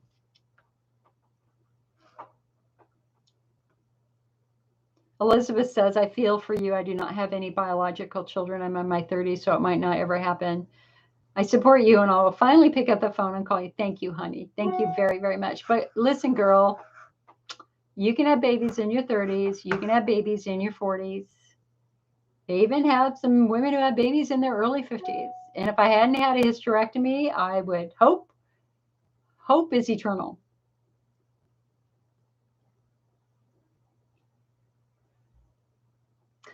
Life is weird. It is very complex. And as Robin says here on YouTube, we're fighting this together. We are fighting this together. We are,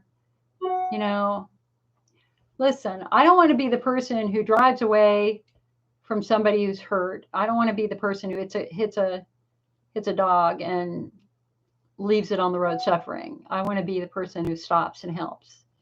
And that's how I choose to live my life. And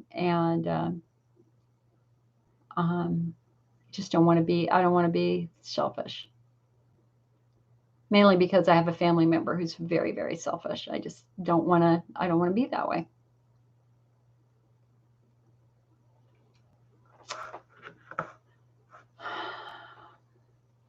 All right, guys, let me just hold on. Let me just do one more thing.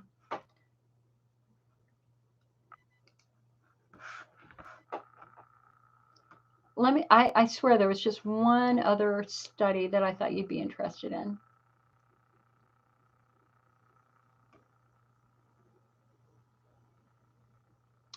We do know, here's a research study on the impact of COVID-19 on urology patients, and obviously in-person visits have fallen dramatically in favor of telemedicine.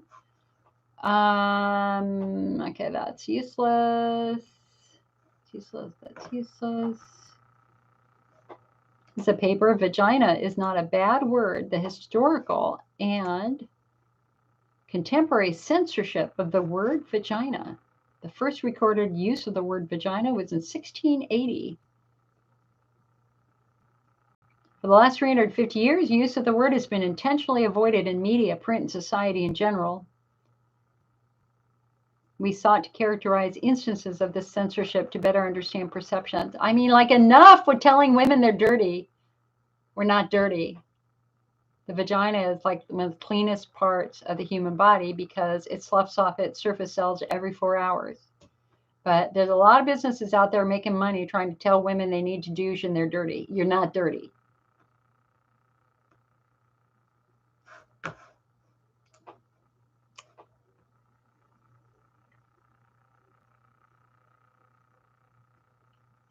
Hold on a sec.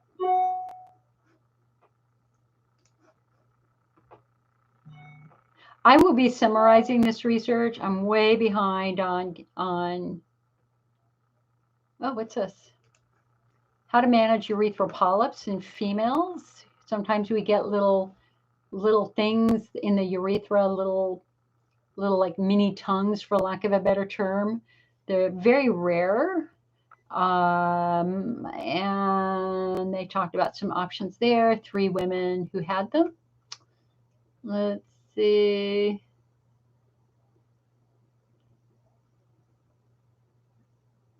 Yeah, all right. Where we were, where we are, and where we are going. Oh, this is about burnout, urology burnout. That's real too. Hold on, what's this?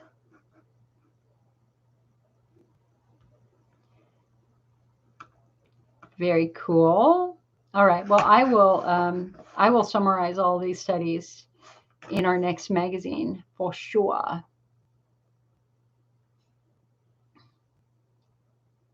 Thank you, Sue. Thank you, Sue. Jennifer said, I went to Starbucks with a friend and it was before my IC diagnosis, but I had stopped drinking caffeinated coffee and most chocolate. 1 hour after having a decaffeinated coffee, I was shaking really badly. Called my friend. She told me that back then Starbucks decaffeinated coffee had caffeine in it. She forgot to tell me to always ask them to put half a part of water, half decaf. Yeah, good point. I always just had them do 1 shot, but I can't do it anymore. And I shake like a leaf too. Like I literally don't sleep for 2 days if I'm given caffeine. Whoops. So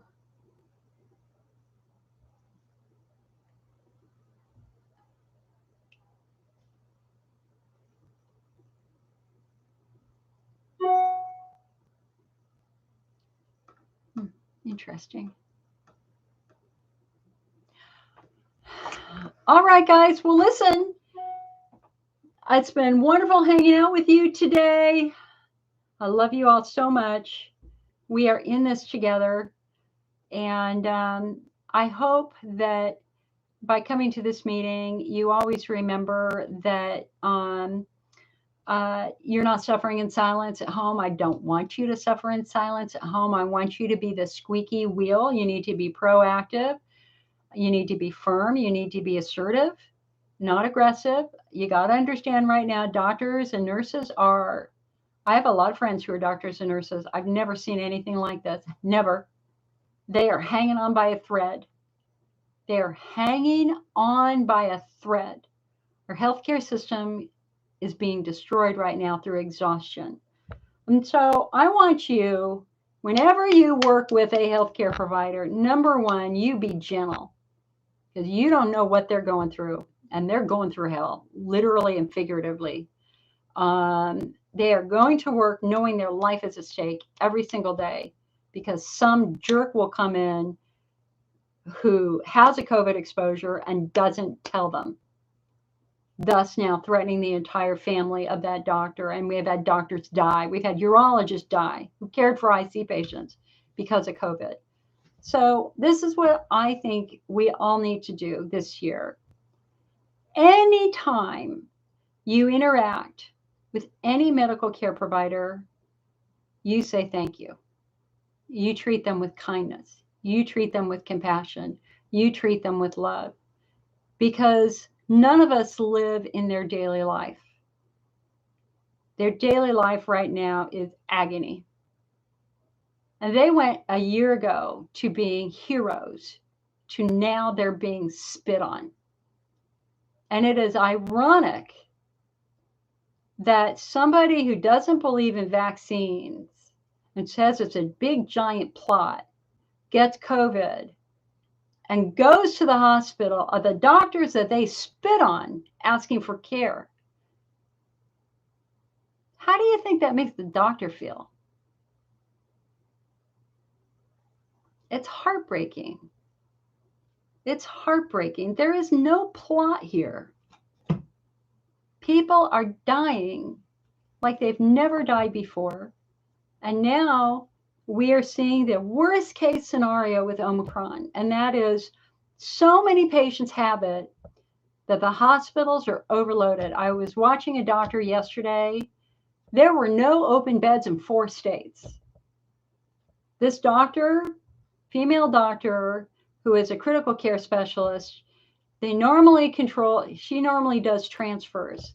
So she had a little tiny hospital who had a severe COVID patient on a vent.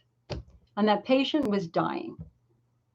And this elderly doctor, over 70 years old, was calling her at her university hospital and said, can you tell me anything that I can do to help this patient? Because there were no beds. There are no beds to send this patient to. If you have a heart attack and you're in that area, there's no bed for you. You're going to be in the hallway in the ER, if you're lucky. And it broke her heart, basically, to say, you're doing end-of-life care on this young patient because the hospital, the small podunk hospital, did not have ECMO. They had nothing. They had nothing. So please, please, please give them. Eileen says here, my son is an emergency medicine doc in Philadelphia. It's a mess, but also no staffing since so many healthcare workers are out of COVID. They're out due to COVID. One of my best friends is a nurse. Most of my friends here in California work in healthcare. So that's our resolution for this year, is be nice to every medical care provider you see and protect yourself. And don't believe all the plots are ridiculous. We are in something we've never seen before. We are in a long-term pandemic that is due to the unvaccinated. It is mutating wildly. And let us just pray that it does not mutate again, because it might. Well, it already is, but you know what I mean. All right, guys. Well, listen, big giant hugs for 15 minutes a day. I need you to do something for your spirit to give you some peace, whether that is listening to a church service, reading a book, going and sitting outside in the sun, hugging a redwood. Do something that will give your spirit some comfort. For 15 minutes a day, I need you to do something for your bladder or your pelvic floor. What does that mean? It means strip down, getting your wand, do your internal work, or go lay on the living room floor and do the stretches they told you to do. Or make an IC-friendly meal. You can do that. For 15 minutes a day, I need you to do something for your knowledge. Read something. But don't just read stuff on Facebook. Please don't do that. Come on, you up your game here. Up your game. Let's start reading really good, credible sites. And then for an hour a day, I need you to laugh. I need you to laugh, because laughter minimizes pain. When you're laughing, your brain goes, hey, her life's not at stake. And what does that mean then? It then means that it reduces pain. Pain accompanied by anxiety is intensified by the brain because that most primitive part of your brain thinks your life is at stake. So you're in fight or flight.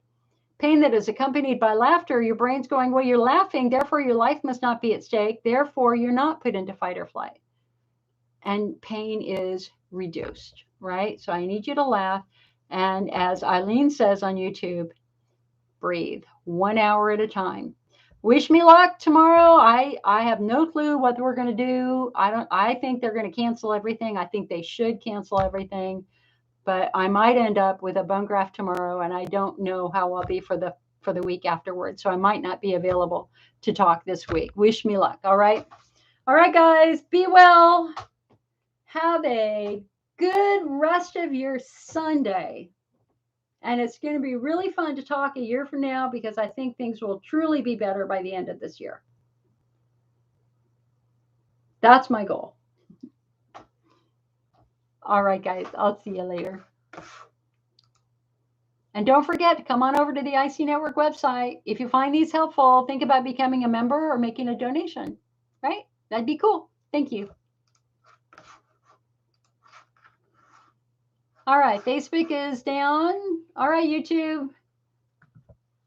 Whoops. Robin says, have I tried maki berry supplements? No, I have no clue.